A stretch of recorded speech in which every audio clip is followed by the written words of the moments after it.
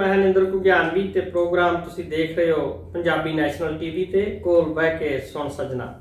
ते जिस शख्सियत दे असीं कोल बैठे हैं ये ने डॉक्टर सरबजीत सिंह ते स्थान है पंजाब यूनिवर्सिटी चंडीगढ़ का पंजाबी विभाग जिहदे ये चेयरमैन ने। डॉक्टर साहब तुहाडा स्वागत है। बहुत बहुत शुक्रिया निंदर जी। और डॉक्टर सरबजीत पंजाबी साहित्य के चिंतक ने, साहित्य समीक्षक ने, बहुत सारिया किताबां पंजाबी साहित्य को भेंट कीतियां ने और वड्डी गल कि पंजाब की केंद्रीय पंजाबी लेखक सभा के प्रधान भी रह चुके ने। पंजाबी के हित खातर पंजाब ते पंजाबीयत नूं समर्पित कोई भी मुद्दा हुंदा डॉक्टर सरबजीत सिंह मोढे नाल मोढा जोड़ के इन्हां लहरां दे विच साडे अंग संग हुंदे ने। सो डॉक्टर साहब अज असीं कुछ एक गल्लां पंजाब दे नाल संबंधित करनीआं, जिवें कि तुसीं जाणदे हो पंजाब की जिहड़ी जवानी है या किसानी है ये बड़े संकटमई दौर चों पंजाब लंघ रहा। तुसीं पंजाब की जवानी नूं जे पहला परिभाषित करो, जे असीं देखदे हां जहाज़ां दे जहाज़ चढ़ के ते भर के असीं बाहरले मुल्कां 'च प्रवास कर गए। ਉਹਦੇ 'ਚ ਗੱਲ ਇਹ ਹੈ ਨਿੰਦਰ ਜੀ ਕਿ ਪੰਜਾਬ ਦੀ ਜਵਾਨੀ ਨੂੰ ਜੇ ਅਸੀਂ ਪਿਛਲੇ 5-4 ਸਾਲਾਂ ਦੇ ਵਿੱਚੋਂ ਹੀ ਦੇਖਣਾ ਫਿਰ ਸਾਨੂੰ ਇਸ ਗੱਲ ਦੀ ਸਮਝ ਨਹੀਂ ਪੈਣੀ। ਇਸ ਕਰਕੇ ਨਹੀਂ ਪੈਣੀ ਸਮਝ ਕਿਉਂਕਿ ਇਹ ਪ੍ਰੋਸੈਸ ਆ ਜਿਹੜਾ 1990 ਤੋਂ ਬਾਅਦ ਸ਼ੁਰੂ ਹੋ ਚੁੱਕਿਆ ਸੀ। ਜੇ ਮੈਂ ਪੰਜਾਬ ਦੇ ਬਾਰੇ ਗੱਲ ਕਰਾਂ, ਇਹਨੂੰ ਥੋੜਾ ਜਿਹਾ ਵੀ ਪਿੱਛੇ ਲੈ ਕੇ ਜਾਵਾਂ ਤਾਂ ਜਦੋਂ ਜਿਨ੍ਹਾਂ ਦਿਨਾਂ ਦੇ ਵਿੱਚ ਪੰਜਾਬ ਸੰਕਟ ਦੇ ਵਿੱਚ ਗੁਜ਼ਰ ਰਿਹਾ ਸੀ ਉਹਦੇ 'ਚ ਵੀ ਇਸ ਦੀਆਂ ਜੜ੍ਹਾਂ ਪਈਆਂ। ਲੇਕਿਨ 90 ਤੋਂ ਬਾਅਦ ਹਿੰਦੁਸਤਾਨ ਦੀਆਂ ਆਰਥਿਕ ਨੀਤੀਆਂ ਦੇ ਵਿੱਚ ਤਬਦੀਲੀਆਂ ਵਾਪਰਨ ਦੇ ਨਾਲ ਸਾਡਾ ਜਿਹੜਾ ਪਬਲਿਕ ਸੈਕਟਰ ਸੀ ਉਹ ਬਿਲਕੁਲ ਸੁੰਗੜਦਾ ਚਲਿਆ ਗਿਆ ਔਰ ਜਿਹੜਾ ਸਾਡਾ ਪ੍ਰਾਈਵੇਟ ਸੈਕਟਰ ਸੀ ਉਹ ਵੱਧਦਾ ਚਲਿਆ ਗਿਆ। ਸਰਕਾਰਾਂ ਨੇ ਇੱਕ ਖਾਸ ਏਜੰਡੇ ਤਹਿਤ ਉਸ ਨੂੰ ਵਧਾਇਆ। ਉਹ ਹੌਲੀ ਹੌਲੀ ਅੱਜ ਇਸ ਮੁਕਾਮ ਤੇ ਪਹੁੰਚ ਗਿਆ ਕਿ ਪਿਛਲੇ 5-7 ਸਾਲਾਂ ਦੇ ਵਿੱਚ ਜੋ ਪੰਜਾਬ ਦਾ ਬੰਦਾ ਇੱਕ ਹੰਬਲਾ ਮਾਰ ਕੇ ਪੰਜਾਬ ਨੂੰ ਛੱਡ ਕੇ ਬਾਹਰ ਜਾ ਸਕਦਾ ਸੀ, ਉਹ ਤੁਸੀਂ ਸਾਰੇ ਜਾਣਦੇ ਹੋ ਕਿ ਲੱਖਾਂ ਦੀ ਗਿਣਤੀ ਦੇ ਵਿੱਚ ਸਾਡੇ ਵਿਦਿਆਰਥੀ ਨੌਜਵਾਨ ਜਿਹੜੇ ਉਹ ਪੰਜਾਬ ਛੱਡ ਕੇ ਜਾ ਰਹੇ ਆ ਔਰ ਹੋਰ 1-2-3 ਸਾਲ ਵੀ ਚਲੇ ਜਾਣਗੇ। ਇੱਕ ਸਟੇਜ ਤੇ ਜਾ ਕੇ ਇਹ ਵੀ ਵਰਤਾਰਾ ਬੰਦ ਹੋ ਜਾਣਾ। ਇਸ ਕਰਕੇ ਬੰਦ ਹੋ ਜਾਣਾ ਕਿਉਂਕਿ ਜਿਨ੍ਹਾਂ ਨੇ ਜਿਹੜੇ ਜਾ ਸਕਦੇ ਸੀ ਉਹ ਚਲੇ ਗਏ ਤੇ ਬਾਕੀ ਪੰਜਾਬ 'ਚ ਉਹ ਰਹਿ ਜਾਣੇ ਆ ਜਿਹੜੇ ਪੰਜਾਬ ਤੋਂ ਬਾਹਰ ਕੈਨੇਡਾ ਅਮਰੀਕਾ ਦਾ ਦੂਰ ਦੀ ਗੱਲ ਹੈ, ਜਿਹੜੇ ਪੰਜਾਬ ਤੋਂ ਬਾਹਰ ਦਿੱਲੀ ਵੀ ਤੇ ਯੂਪੀ ਵੀ ਨਹੀਂ ਜਾ ਸਕਦੇ। ਇਸ ਕਰਕੇ ਜਿਹੜਾ ਜਵਾਨੀ ਦਾ ਸਵਾਲ ਆ ਪੰਜਾਬ ਦਾ ਇਹ ਬਹੁਤ ਵੱਡਾ ਸੰਕਟ ਹੈ। ਇਸ ਕਿਉਂਕਿ ਅਕਸਰ ਇਸ ਦੇ ਉੱਤੇ ਚਰਚਾ ਹੁੰਦੀ ਹੈ ਕਿ ਹਰ ਸਾਲ ਪੰਜਾਬ ਦਾ 70-80 ਹਜ਼ਾਰ ਕਰੋੜ ਰੁਪਇਆ ਵੀ ਬਾਹਰ ਜਾਂਦਾ। ਮੈਂ ਕਹਿੰਦਾ ਪੈਸੇ ਵੱਲੋਂ ਪੰਜਾਬੀ ਫਿਰ ਵੀ ਗੁਜ਼ਾਰਾ ਕਰ ਲੇਗਾ, ਪਰ ਮੈਨੂੰ ਜਿਸ ਚੀਜ਼ ਦਾ ਬਹੁਤ ਵੱਡਾ ਸੰਕਟ ਆ ਨਿੰਦਰ ਜੀ, ਉਹ ਇਹ ਸੰਕਟ ਦਿਖਾਈ ਦਿੰਦਾ ਕਿ ਪੰਜਾਬ ਆਉਣ ਵਾਲੇ ਸਮੇਂ 'ਚ ਬੌਧਿਕ ਤੌਰ ਤੇ ਬੰਜਰ ਹੋ ਜਾਏਗਾ, ਕੰਗਾਲ, ਬੌਧਿਕ ਤੌਰ ਤੇ ਕੰਗਾਲ ਹੋ ਜਾਏਗਾ ਔਰ ਪੰਜਾਬ ਦੇ ਵਿੱਚ ਬਿਲਕੁਲ ਹੀ ਅਕਲ ਦੀ ਗੱਲ, ਬਿਲਕੁਲ ਬੌਧਿਕਤਾ ਦੀ ਗੱਲ ਬਿਲਕੁਲ ਨਹੀਂ ਰਹੇਗੀ। ਮਾਫ ਕਰਨਾ, ਮੇਰੀ ਗੱਲ ਕਿਸੇ ਨੂੰ ਤਕਲੀਫ ਦੇ ਸਕਦੀ ਆ। ਅਸੀਂ ਧਰਤੀ 'ਚੋਂ ਪਾਣੀ ਕੱਢ ਕੇ ਪੰਜਾਬ ਦੀ ਧਰਤੀ ਨੂੰ ਤਾਂ ਬੰਜਰ ਕਰ ਦਿੱਤਾ। ਅਸੀਂ ਪੈਸਟੀਸਾਈਡ ਪਾ ਕੇ ਸਰੀਰਾਂ ਦੇ ਵਿੱਚ ਕੈਂਸਰ ਵੀ ਪੈਦਾ ਕਰ ਦਿੱਤਾ। ਹੁਣ ਅਸੀਂ ਬੌਧਿਕ ਤੌਰ ਤੇ ਬੰਜਰ ਹੋਣ ਵਾਲੇ ਪਾਸੇ ਜਾ ਰਹੇ ਹਾਂ। ਇਸ ਕਰਕੇ ਮੈਨੂੰ ਤਾਂ ਇਹ ਲੱਗਦਾ ਕਿ ਇਹ ਕੰਗਾਲੀ ਆ ਜਿਹੜੀ, ਇਹ ਕੰਗਾਲੀ। ਅਸੀਂ ਪੰਜਾਬੀ ਆਪਣੇ ਆਪ ਨੂੰ ਬੜਾ ਸਮਝਦੇ ਆ, ਪੰਜਾਬ ਰੰਗਲਾ ਪੰਜਾਬ ਜੀ, ਪੰਜਾਬ ਖੁਸ਼ ਆ ਜੀ, ਪੰਜਾਬ 'ਚ ਭੰਗੜੇ ਪੈਂਦੇ ਆ, ਪੰਜਾਬ 'ਚ ਗਿੱਧੇ ਪੈਂਦੇ ਆ, ਪੰਜਾਬ ਚਾਹ ਹੁੰਦਾ। ਇਹ ਕਿਸੇ ਨੂੰ ਦਿਖਾਈ ਨਹੀਂ ਦੇ ਰਿਹਾ ਕਿ ਪੰਜਾਬ ਆ ਜਿਹੜਾ ਆਉਣ ਵਾਲੇ ਸਮੇਂ ਦੇ ਵਿੱਚ ਲੋਕਾਂ ਦੇ ਸੁਪਨਿਆਂ ਦਾ ਹਿੱਸਾ ਤਾਂ ਬਣ ਜਾਏਗਾ, ਜਿਉਂਦੇ ਜੀਵਨ ਦਾ ਹਿੱਸਾ ਬਿਲਕੁਲ ਨਹੀਂ ਰਹੇਗਾ। ਇਸ ਗੱਲ ਨੂੰ ਇੱਕ ਤਾਂ ਸਮਝਣ ਦੀ ਜ਼ਰੂਰਤ ਹੈ। ਦੂਸਰੀ ਜਿਹੜੀ ਮੈਂ ਜਵਾਨੀ ਦੀ ਗੱਲ ਕਰਨੀ ਉਹ ਇਹ ਆ ਕਿ ਪੰਜਾਬ ਦੀਆਂ ਰਾਜਨੀਤਿਕ ਪਾਰਟੀਆਂ, ਮਾਫ ਕਰਨਾ ਚਾਹੇ ਉਹ ਅਕਾਲੀ ਹੋਣ ਤੇ ਕਾਂਗਰਸੀ ਹੋਣ, ਪੰਜਾਬ ਦੀਆਂ ਰਾਜਨੀਤਿਕ ਪਾਰਟੀਆਂ ਨੇ ਪੰਜਾਬ ਦੀ ਨੌਜਵਾਨੀ ਨੂੰ ਤਬਾਹ ਕਰਨ ਲਈ, ਆਪਣੇ ਢਿੱਡ ਭਰਨ ਲਈ, ਆਪਣਾ ਪੈਸਾ ਇਕੱਠਾ ਕਰਨ ਲਈ, ਆਪਦੇ ਹਿੱਤਾਂ ਦੇ ਲਈ ਉਹਨਾਂ ਨੂੰ ਨਸ਼ਿਆਂ ਦੇ ਵਿੱਚ ਵਾੜ ਦਿੱਤਾ ਤੇ ਪੰਜਾਬ ਦੇ ਨੌਜਵਾਨ ਨਸ਼ਿਆਂ ਦੇ ਵਿੱਚ ਮਰ ਰਹੇ ਆ। ਪੜ੍ਹ ਲਿਖ ਕੇ ਨੌਕਰੀ ਕੋਈ ਨਹੀਂ, ਪੜ੍ਹ ਲਿਖ ਕੇ ਬਾਹਰ ਜਾਣ ਜੋਗਾ ਬਹੁਤੇ ਕੋਲੇ ਨਹੀਂ, ਕੀ ਕਰਨਗੇ ਉਹ ਨਸ਼ਿਆਂ ਦੇ ਵਿੱਚ ਪੈ ਗਏ। ਔਰ ਇਹ ਗੱਲ ਜਿਹੜੀ ਆ ਇਹ ਰਾਜਨੀਤੀ ਨੂੰ ਇਸ ਕਰਕੇ ਚੰਗੀ ਲੱਗਦੀ ਆ, ਇਸ ਕਰਕੇ ਸੂਟ ਕਰਦੀ ਆ ਕਿ ਨੌਜਵਾਨ ਹੀ ਹਮੇਸ਼ਾ ਦੇਸ਼ ਦਾ ਭਵਿੱਖ ਹੁੰਦੇ ਆ। ਸੋ ਇਸ ਕਰਕੇ ਜਿਹੜਾ ਪੰਜਾਬ ਦੀ ਜਵਾਨੀ ਦਾ ਸਵਾਲ ਆ, ਇਹ ਸਵਾਲ ਬਹੁਤ ਗੰਭੀਰ ਆ। ਇਹਦੇ ਬਾਰੇ ਜੇ ਅਸੀਂ ਹੁਣੇ ਤੋਂ ਨਾ ਸੋਚਣ ਲੱਗੇ, ਮੈਂ ਇਹ ਨਹੀਂ ਕਹਿੰਦਾ ਕਿ ਬੰਦੇ ਨੂੰ ਬਿਹਤਰ ਜ਼ਿੰਦਗੀ ਲਈ ਬਾਹਰ ਨਹੀਂ ਜਾਣਾ ਚਾਹੀਦਾ, ਜਾਣਾ ਚਾਹੀਦਾ। ਪ੍ਰਵਾਸ ਬੰਦਾ ਕਰਦਾ ਰਿਹਾ, ਆਰੀਆ ਲੋਕ ਵੀ ਇੱਥੇ ਪ੍ਰਵਾਸ ਕਰਕੇ ਆਏ ਸੀ। ਬਿਲਕੁਲ। ਪਰ ਜੇ ਇਹ ਪ੍ਰਵਾਸ ਨਹੀਂ ਹੈ ਜਿਸ ਨੂੰ ਅਸੀਂ ਪ੍ਰਵਾਸ ਕਹਿ ਰਹੇ ਹਾਂ, ਇਹ ਪਲਾਇਨ ਹੈ, ਇਹ ਪੰਜਾਬ ਨੂੰ ਛੱਡ ਜਾਣ ਦੀ ਗੱਲ ਹੈ। ਉਹ ਬੰਦਾ ਜਿਹੜਾ ਕਦੇ ਪਹਿਲਾਂ ਜਾਂਦਾ ਸੀ, ਤੁਸੀਂ ਬਾਹਰ ਅਕਸਰ ਜਾਂਦੇ ਹੋ, ਤੁਸੀਂ ਆਪਣੀਆਂ ਕਿਤਾਬਾਂ ਦੇ ਵਿੱਚ ਵੀ ਇਸ ਗੱਲ ਦਾ ਜ਼ਿਕਰ ਕੀਤਾ, ਕਿੰਨੇ ਲੋਕਾਂ ਨਾਲ ਮਿਲਦੇ ਗਿਲਦੇ ਹੋ, ਉਹ ਅਜੇ ਵੀ ਇਹ ਸੁਪਨਾ ਲੈਂਦੇ ਵੀ ਅਸੀਂ ਪੰਜਾਬ ਦੀ ਧਰਤੀ ਉੱਤੇ ਜਾ ਕੇ ਰਹੀਏ, ਜਿਹੜੇ ਪਹਿਲੇ ਸੀ, ਜਿਹੜੀ ਅੰਦਰੋਂ ਆਵਾਜ਼ ਉੱਠਦੀ ਹੈ, ਅੰਦਰੋਂ ਉੱਠਦੀ।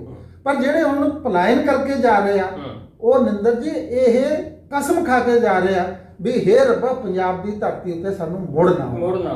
ਕਿੱਡੇ ਯਾਨੀ ਭੈ ਆਉਣ ਲੱਗ ਗਿਆ, ਮਨ ਖੱਟਾ ਹੋ ਗਿਆ, ਦੁਖਾਂਤ ਟ੍ਰੈਜਡੀ ਹੈ ਸਾਡੀ। ਜੀ ਜੀ। ਇਸ ਕਰਕੇ ਜਿਹੜਾ ਤੁਸੀਂ ਨੌਜਵਾਨੀ ਦਾ ਸਵਾਲ ਖੜਾ ਕੀਤਾ, ਇਹ ਬਹੁਤ ਸੰਵੇਦਨਸ਼ੀਲ ਸਵਾਲ ਹੈ। ਇਹ ਰਾਜਨੀਤੀਵਾਨਾਂ ਨੂੰ ਵੀ ਸੋਚਣਾ ਚਾਹੀਦਾ, ਸਾਨੂੰ ਵੀ ਸੋਚਣਾ ਚਾਹੀਦਾ, ਹਰ ਪੰਜਾਬ ਦੇ ਹਰ ਬੁੱਧੀਜੀਵੀ ਨੂੰ ਸੋਚਣਾ ਚਾਹੀਦਾ, ਸਾਹਿਤਕਾਰ ਨੂੰ ਸੋਚਣਾ ਚਾਹੀਦਾ, ਹਰ ਸਮਾਜਿਕ ਕਾਰਜਕਰਤਾ ਨੂੰ ਸੋਚਣਾ ਚਾਹੀਦਾ। ਇਸ ਕਰਕੇ ਸੋਚਣਾ ਚਾਹੀਦਾ ਕਿ ਜੇ ਪੰਜਾਬ ਦਾ ਨਾਮੋ ਨਿਸ਼ਾਨ ਭੂਗੋਲ ਦੇ ਵਿੱਚ ਖੜਾ ਰਹਿਣਾ ਤਾਂ ਪੰਜਾਬ ਦੀ ਜਵਾਨੀ ਨੂੰ ਬਚਾਉਣਾ ਪਏਗਾ, ਅਦਰਵਾਈਜ਼ ਪੰਜਾਬ ਦਾ ਨਾਮੋ ਨਿਸ਼ਾਨ ਖਤਮ ਹੋ ਜਾਏਗਾ। ਇਹ ਮੇਰਾ ਵਿਸ਼ਵਾਸ ਹੈ ਇਸ ਗੱਲ ਦਾ, ਕਿਉਂਕਿ ਜਿਸ ਕਿਸਮ ਦੇ ਹਾਲਾਤ ਬਣੇ ਆ, ਉਹਨਾਂ ਹਾਲਾਤਾਂ ਦੇ ਵਿੱਚ ਪੰਜਾਬ ਨਹੀਂ ਰਹੇਗਾ। ਡਾਕਟਰ ਸਾਹਿਬ, ਤੁਹਾਡੀਆਂ ਗੱਲਾਂ ਜਿਹੜੀਆਂ ਨੇ ਬਿਲਕੁਲ ਵਿਚਾਰਨ ਵਾਲੀਆਂ ਤੇ ਚਿੰਤਾ ਪ੍ਰਗਟ ਕਰਦੀਆਂ। ਚਿੰਤਨਸ਼ੀਲ ਬੰਦੇ ਨੂੰ ਚਿੰਤਾ ਕਰਨੀ ਵੀ ਚਾਹੀਦੀ ਹੈ। ਅਸੀਂ ਸੱਚੀ ਗੱਲ ਹੈ, ਅਸੀਂ ਹੋਰ ਹੀ ਅੱਖਾਂ ਨਾਲ ਪੰਜਾਬ ਨੂੰ ਦੇਖ ਰਹੇ ਹਾਂ। ਬਿਲਕੁਲ, ਜਿਹੜੀਆਂ ਅੱਖਾਂ ਨਾਲ ਸਾਨੂੰ ਦੇਖਣਾ ਚਾਹੀਦਾ ਉਹ ਐਨਕਾਂ ਸਾਡੇ ਕੋਲ ਨਹੀਂ ਹੈਗੀ। ਬਿਲਕੁਲ ਬਿਲਕੁਲ। ਅੱਜ ਪੰਜਾਬ ਦਾ ਹਰ ਬੰਦਾ ਇਹ ਚਾਹੁੰਦਾ ਕਿ ਮੇਰਾ ਧੀ ਪੁੱਤ ਕਿਸੇ ਨਾ ਕਿਸੇ ਤਰ੍ਹਾਂ ਬਾਹਰ ਚਲੇ ਜਾਵੇ, ਉਸ ਤੋਂ ਬਾਅਦ ਉਹ ਚਲੇ ਜਾਵੇ, ਅਸੀਂ ਪੰਜਾਬ ਤੋਂ ਕੀ ਲੈਣਾ। ਪੰਜਾਬ ਦੇ ਨਾਲ ਇਸ ਕਿਸਮ ਦਾ ਨਿਰਮੋਹਾਪਣ ਪੈਦਾ ਜਿਹੜਾ ਹੋ ਗਿਆ, ਜਦੋਂ ਤੁਹਾਨੂੰ ਆਪਣੀ ਜੰਮਣ ਭੋਏ ਦੇ ਨਾਲ ਹੀ ਮੋਹ ਨਾ ਰਹੇ, ਮੁਹੱਬਤ ਨਾ ਰਹੇ, ਘਰ ਤੋਂ ਡਰ ਆਉਣ ਲੱਗ ਜੇ, ਤੇ ਕਿਸ ਤਰ੍ਹਾਂ ਉਹ ਧਰਤੀ ਬਚੇਗੀ। ਦੂਜੀ ਜਿਹੜੀ ਗੱਲ ਇੱਕ ਮੈਂ ਹੋਰ ਕਰਨੀ ਚਾਹੁੰਦਾ, ਉਹ ਇਹ ਕਰਨੀ ਚਾਹੁੰਦਾ ਕਿ ਸਾਡੇ ਬੰਦਿਆਂ ਨੂੰ ਇੱਕ ਬਹੁਤ ਵੱਡਾ ਭੁਲੇਖਾ ਹੈ ਇਸ ਗੱਲ ਦਾ ਕਿ ਬਾਹਰ ਜਾ ਕੇ ਪਤਾ ਨਹੀਂ ਸਾਡੀਆਂ ਸਾਰੀਆਂ ਦੁੱਖਾਂ ਮੁਸੀਬਤਾਂ ਖਤਮ ਹੋ ਜਾਣਗੀਆਂ। ਬਿਲਕੁਲ। ਇਹ ਪਿਆਰੇ ਮਿੱਤਰਾਂ ਦੋਸਤਾਂ ਨੂੰ, ਮਾਤਾ ਪਿਤਾਵਾਂ ਨੂੰ ਸੋਚਣਾ ਚਾਹੀਦਾ ਕਿ ਉੱਥੇ ਜਾ ਕੇ ਇੱਕ ਜੰਗ ਲੜਨੀ ਪੈਂਦੀ ਆ, ਇੱਕ ਪੂਰੀ ਦੀ ਪੂਰੀ ਜੰਗ ਲੜਨੀ ਪੈਂਦੀ। ਇੱਕ ਪੀੜ੍ਹੀ ਉੱਥੇ ਜਾ ਕੇ ਖਪੇਗੀ, ਫਿਰ ਜਾ ਕੇ ਅਗਲੀ ਪੀੜ੍ਹੀ ਨੂੰ ਕੋਈ ਸੁੱਖ ਦਾ ਸਾਹ ਆਏਗਾ। ਹੋਰ ਵੱਡੀ ਗੱਲ ਕਿ ਆਤਮ ਹੱਤਿਆ ਹੋਣ ਲੱਗੀ। ਜਾਨੀ ਜਿਹੜੀ ਆਤਮ ਹੱਤਿਆ ਪੰਜਾਬ ਦੇ ਵਿੱਚ ਕਿਸਾਨੀ ਕਰ ਰਹੀ ਸੀ, ਉਹ ਕਰ ਰਿਹਾ ਸੀ ਜਿਹਨੂੰ ਇਹ ਲੱਗ ਰਿਹਾ ਸੀ ਕਿ ਹਨੇਰ ਵਾਪਰ ਗਿਆ। ਹੁਣ ਜੇ ਜਵਾਨੀ ਉੱਥੇ ਜਾ ਕੇ ਜਿੱਥੇ ਉਹ ਚੰਗੀ ਜ਼ਿੰਦਗੀ ਦੇ ਲਈ ਗਈ ਆ, ਉਹ ਆਤਮ ਹੱਤਿਆ ਕਰਨ ਲੱਗ ਜੇਗੀ, ਤਾਂ ਮੈਂ ਇਹ ਸਵਾਲ ਕਰਨਾ ਚਾਹੁੰਦਾ ਆਮ ਦੋਸਤਾਂ ਮਿੱਤਰਾਂ ਚਿੰਤਕਾਂ ਬੁੱਧੀਜੀਵੀ ਸਾਰਿਆਂ ਨੂੰ, ਫਿਰ ਪੰਜਾਬ ਦਾ ਬੰਦਾ ਕਿਹੜੀ ਧਰਤੀ ਤੇ ਜਾਏਗਾ। ਬਿਲਕੁਲ ਠੀਕ ਹੈ। ਪਰ ਮੈਂ ਇਹ ਉਲਟਾ ਇਹ ਕਹਿਣਾ ਚਾਹੁੰਦਾ ਪੰਜਾਬੀਆਂ ਨੂੰ, ਉਹ ਇਹ ਕਹਿਣਾ ਚਾਹੁੰਦਾ ਤੁਸੀਂ ਆਪਣੀ ਧਰਤੀ ਉੱਤੇ ਹੀ ਸਵਰਗ ਪੈਦਾ ਕਰ ਸਕਦੇ ਹੋ, ਪਰ ਇਹ ਸਵਰਗ ਤਾਂ ਪੈਦਾ ਹੋਊਗਾ ਜੇਕਰ ਜਿਵੇਂ ਅੱਜ ਪੰਜਾਬ ਦੀ ਕਿਸਾਨੀ ਉੱਠੀ ਹੋਈ ਆ ਆਪਣੇ ਹੱਕਾਂ ਲਈ, ਆਪਣੇ ਹਿੱਤਾਂ ਲਈ, ਜੇ ਪੰਜਾਬ ਦਾ ਜਨ ਇਸ ਤਰ੍ਹਾਂ ਨਾਲ ਉੱਠ ਖੜਾ ਹੋਵੇ ਕਿ ਪੰਜਾਬ ਸਾਡਾ, ਧਰਤੀ ਸਾਡੀ, ਅੰਨ ਅਸੀਂ ਉਪਜਾਉਂਦੇ ਹਾਂ, ਪੈਦਾ ਅਸੀਂ ਚੀਜ਼ਾਂ ਕਰਦੇ ਹਾਂ, ਅਸੀਂ ਇਹਦੇ ਮਾਲਕ ਹਾਂ, ਇਹਦੇ ਮਾਲਕ ਨਾ ਸਰਮਾਏਦਾਰ ਆ, ਨਾ ਕਾਰਪੋਰੇਟ ਆ, ਨਾ ਕੋਈ ਹੋਰ ਆ, ਇਹਦਾ ਪ੍ਰਬੰਧ ਅਸੀਂ ਕਰਾਂਗੇ, ਅਸੀਂ ਇਸ ਕਿਸਮ ਦਾ ਰਾਜ, ਇਸ ਕਿਸਮ ਦੇ ਪ੍ਰਬੰਧ, ਇਸ ਕਿਸਮ ਦਾ ਸ਼ਾਸਨ ਖੁਦ ਪੈਦਾ ਕਰੀਏ, ਫਿਰ ਪੰਜਾਬ ਦੇ ਲੋਕਾਂ ਦਾ ਜੀਵਨ ਬਦਲ ਸਕਦਾ। ਅਦਰਵਾਈਜ਼ ਸਾਡੇ ਵੱਡੇ ਵਡੇਰਿਆਂ ਨੇ ਕਦੇ ਕਿਹਾ ਸੀ ਕਿ ਜਿੱਦਾਂ ਦੁੱਧ ਤੇ ਪੁੱਤ ਦੋ ਵਰਦਾਨ ਜਿਹੜੇ ਆ ਜੀ ਸਾਨੂੰ ਮਿਲਦੇ ਕੁਦਰਤ ਵੱਲੋਂ, ਜੀ ਦੁੱਧ ਤੇ ਪੁੱਤ ਕਦੇ ਦੇਈ ਦੇ ਨਹੀਂ ਹੁੰਦੇ। ਬਿਲਕੁਲ। ਅਸੀਂ ਪੈਸਾ ਜਿਹੜਾ ਸੀਗਾ ਉਹ ਵੀ ਦੇਤਾ ਤੇ ਪੁੱਤ ਵੀ ਦੇਤੇ। ਹੁਣ ਸਾਡੇ ਕੋਲੇ ਵਾਕਿਆ ਹੀ ਜਿਹੜੀਆਂ ਝੋਲੀਆਂ ਸਖਣੀਆਂ। ਬਿਲਕੁਲ। ਔਰ ਵੱਡੀ ਗੱਲ ਕਿ ਉਹ ਵਡੇਰੇ ਜਿਨ੍ਹਾਂ ਨੇ ਸਾਨੂੰ ਪ੍ਰੇਰਨਾ ਦਿੱਤੀ, ਅਗਵਾਈ ਦਿੱਤੀ, ਕਦੇ ਉਹਨਾਂ ਨੇ ਇਹ ਗੱਲ ਚਿਤਵੀ ਹੋਊਗੀ? ਮੈਂ ਕਹਿੰਦਾ ਉਹਨਾਂ ਨੇ ਤਾਂ ਨਹੀਂ ਸੀ ਚਿਤਵੀ। ਜੇ ਮੈਂ ਇਸੇ ਗੱਲ ਦੇ ਉੱਤੇ ਨਿੰਦਰ ਦੀ ਗੱਲ ਕਰਾਂ, ਤੁਸੀਂ ਉਸ ਸੰਸਥਾ ਦੇ ਨਾਲ ਬਹੁਤ ਜੁੜੇ ਰਹੇ ਹੋ, ਨੇੜੇ ਹੋ, ਹੁਣ ਵੀ ਜੁੜੇ ਹੋਏ ਹੋ, ਦੇਸ਼ ਭਗਤੀ ਯਾਦਗਾਰ ਖਾਨ ਜਲੰਧਰ ਹੈ, ਬਹੁਤ ਵੱਡਾ। ਕਦੇ ਉਹ ਵੀ ਲੋਕ ਆਪਣੀ ਧਰਤੀ ਨੂੰ ਛੱਡ ਕੇ ਅਮਰੀਕਾ, ਕੈਨੇਡਾ ਇਸ ਲਈ ਗਏ ਸੀ ਕਿ ਸਾਡਾ ਜੀਵਨ ਬਹੁਤ ਬਿਹਤਰ ਹੋ ਜਾਵੇ। ਲੇਕਿਨ ਜਦੋਂ ਉੱਥੇ ਜਾ ਕੇ ਉਹਨਾਂ ਨੇ ਗੁਲਾਮੀ ਦੇਖੀ ਤੇ ਹੋਰ ਚੀਜ਼ਾਂ ਦੇਖੀਆਂ ਤਾਂ ਉਹਨਾਂ ਨੂੰ ਪਤਾ ਲੱਗ ਗਿਆ ਵੀ ਨਹੀਂ, ਅਸੀਂ ਆਪਣੀ ਵਧੀਆ ਜ਼ਿੰਦਗੀ ਦਾ ਸਮਾਜ ਆਪਣੀ ਧਰਤੀ ਉੱਤੇ ਹੀ ਪੈਦਾ ਕਰ ਸਕਦੇ ਹਾਂ, ਸਿਰਜਣਾ ਕਰਨੀ ਹੈ। ਚਾਹੇ ਬਾਬਾ ਸੋਹਣ ਸਿੰਘ ਭਗਨਾ ਹੋਵੇ, ਹਰਨਾਮ ਸਿੰਘ ਟੁੰਡੀ ਲਾਟ ਹੋਵੇ, ਚਾਹੇ ਕਰਤਾਰ ਸਿੰਘ ਸਰਾਭਾ ਹੋਵੇ, ਵਿਸ਼ਨੂੰ ਗਣੇਸ਼ ਪਿੰਗਲੇ ਹੋਵੇ, ਕਿੰਨਿਆਂ ਦਾ ਮੈਂ ਨਾਮ ਲਵਾਂ, ਉਹ ਸਾਰੀਆਂ ਧਰਤੀਆਂ ਛੱਡ ਕੇ ਪੰਜਾਬ ਦੇ ਵਿੱਚ ਅੰਗਰੇਜ਼ਾਂ ਦੇ ਰਾਜ ਦੇ ਖਿਲਾਫ ਆ ਕੇ ਲੜੇ ਕਾਲੇ ਪਾਣੀਆਂ ਦੀਆਂ ਸਜ਼ਾਵਾਂ ਕੱਟੀਆਂ, ਸ਼ਹੀਦੀਆਂ ਦਿੱਤੀਆਂ, ਤਾਂ ਜਾ ਕੇ ਦੇਸ਼ 1947 ਚ ਆਜ਼ਾਦ ਹੋਇਆ।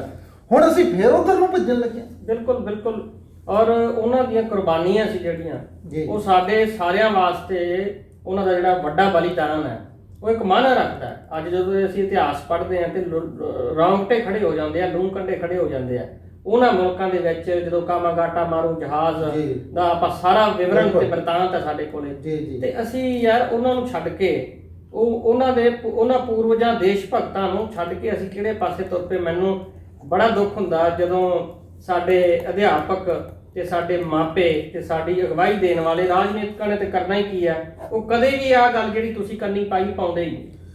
ਉਹਦੇ 'ਚ ਗੱਲ ਇਹ ਆ ਨਿੰਦਰ ਜੀ ਕਿ ਰਾਜਨੀਤੀਵਾਨ ਨੇ ਨਾ ਜਿਹੜੇ, ਉਹ ਇਸ ਚੀਜ਼ ਦੇ ਉੱਤੇ ਵੱਧ ਧਿਆਨ ਕੇਂਦਰਿਤ ਰੱਖਦੇ ਆ ਕਿ ਸੱਤਾ ਤੇ ਕਬਜ਼ਾ ਕਿਵੇਂ ਕਰਨਾ, ਲੋਕਾਂ ਦੀਆਂ ਵੋਟਾਂ ਕਿਵੇਂ ਲੈਣੀਆਂ। ਇਸ ਕਰਕੇ ਉਹ ਪਾਪੂਲਰ ਰਾਜਨੀਤੀ ਕਰਨ ਲੱਗ ਜਾਂਦੇ ਆ। ਆਟਾ ਦਾਲ ਦੇ ਲੋਕ ਆਟਾ ਦਾਲ ਖਾਣ ਲਈ ਜੰਮੇ, ਬਸ ਲੋਕ ਚੰਗੀ ਜ਼ਿੰਦਗੀ ਨਹੀਂ ਜੰਮੇ। ਤੁਸੀਂ ਆਟਾ ਦਾਲ ਦੇ ਕੇ ਉਹਨਾਂ ਨੂੰ ਚਾਟ ਉੱਤੇ ਲਾਦਾ ਵੀ ਜਾਓ, ਬੈਠੋ ਆਟਾ ਦਾਲ ਖਾ ਲਓ, ਨਹੀਂ। ਉਹਨਾਂ ਨੂੰ ਚੰਗੀ ਸਿੱਖਿਆ ਦਿਓ, ਉਹਨਾਂ ਨੂੰ ਚੰਗੀ ਸਿਹਤ ਸੇਵਾਵਾਂ ਦਿਓ। ਆ ਦੇਖੋ ਤੁਹਾਡੇ ਸਾਹਮਣੇ ਕਰੋਨਾ ਦੀ ਬਿਮਾਰੀ ਨੇ ਹਿੰਦੁਸਤਾਨ ਹੀ ਨਹੀਂ, ਪੰਜਾਬ ਹੀ ਨਹੀਂ, ਸਾਰੀ ਦੁਨੀਆ ਦੀਆਂ ਪੂਰਾ ਵਿਸ਼ਵ ਉਹਨਾਂ ਦੀਆਂ ਸਿਹਤ ਸੇਵਾਵਾਂ ਦਾ ਜਲੂਸ ਕੱਢ ਕੇ ਰੱਖ ਦਿੱਤਾ। ਔਰ ਉਹਨਾਂ ਨੇ ਲੋਕ ਇਸ ਗੱਲੋਂ ਹੁਣ ਸੁਚੇਤ ਹੋਏ ਵੀ ਜਿਸ ਰਾਜ ਦੇ ਅੰਦਰ ਅਸੀਂ ਇਹ ਕਹਿੰਦੇ ਹਾਂ ਕਿ ਸਾਡੀ GDP ਇੰਨੀ ਆ, ਅਸੀਂ ਐਡੇ ਵੱਡੇ ਇੰਸਟੀਟਿਊਸ਼ਨ ਬਣਾ ਲਏ, ਅਸੀਂ ਸਾਇੰਸ ਤੇ ਟੈਕਨੋਲੋਜੀ 'ਚ ਉੱਥੇ ਚਲੇ ਗਏ, ਪਰ ਜਿਹੜੀ ਚੀਜ਼ ਲੋਕਾਂ ਦੀ ਸਿਹਤ ਲਈ ਲੋੜ ਸੀ ਉਹ ਤਾਂ ਪੂਰੀ ਨਹੀਂ ਹੋਈ। ਤੁਸੀਂ ਪੰਜਾਬ 'ਚ ਦੇਖੋ, ਪੰਜਾਬ 'ਚ ਕਿੰਨੇ ਕੁ ਹਸਪੀਟਲ ਆ ਜਿਹੜੇ ਕਰੋਨਾ ਦਾ ਇਲਾਜ ਕਰਨ।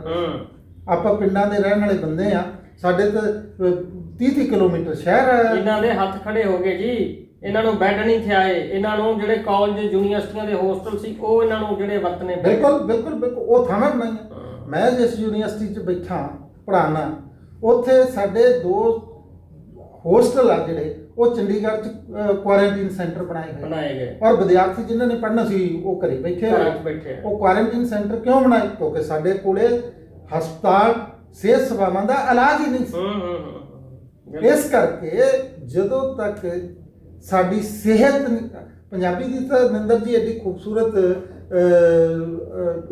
ਅਖਾਣ ਆ ਇੱਕ ਕਿ ਤੰਦਰੁਸਤ ਸਰੀਰ 'ਚ ਤੰਦਰੁਸਤ ਮਨ ਹੁੰਦਾ। ਵਾਹ ਵਾਹ, ਬਿਲਕੁਲ। ਸਾਡਾ ਤਾਂ ਸਰੀਰ ਵੀ ਗੈਰ ਤੰਦਰੁਸਤ ਹੋ ਗਿਆ ਤੇ ਮਨ ਕਿੱਥੇ ਤੰਦਰੁਸਤ ਰਹੇਗਾ। ਗੱਲ ਇਹ ਹੈ ਵੀ ਬਾਣੀ ਦੇ ਵਿੱਚ ਵੀ ਆਉਂਦਾ ਮਨ ਜੀਤੇ ਜਗਜੀਤ। ਬਿਲਕੁਲ। ਤੇ ਅਸੀਂ ਕਿੱਥੋਂ ਮਨਾਂ ਨੂੰ ਜਿੱਤਾਂਗੇ?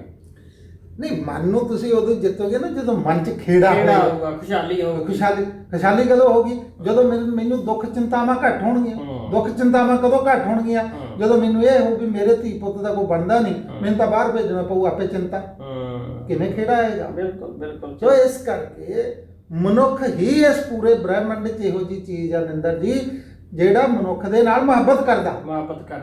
ਜਾਨਵਰ ਦੇ ਕੋਲੋਂ ਉਹਦਾ ਬੱਚਾ ਲੈ ਜਾਓ, ਘੰਟਾ 2 ਘੰਟੇ ਰਿੰਗਣ ਤੋਂ ਬਾਅਦ ਉਹਨੂੰ ਪਤਾ ਨਹੀਂ ਲੱਗਦਾ, ਖਾਮੋਸ਼ ਹੋ ਜਾਂਦਾ।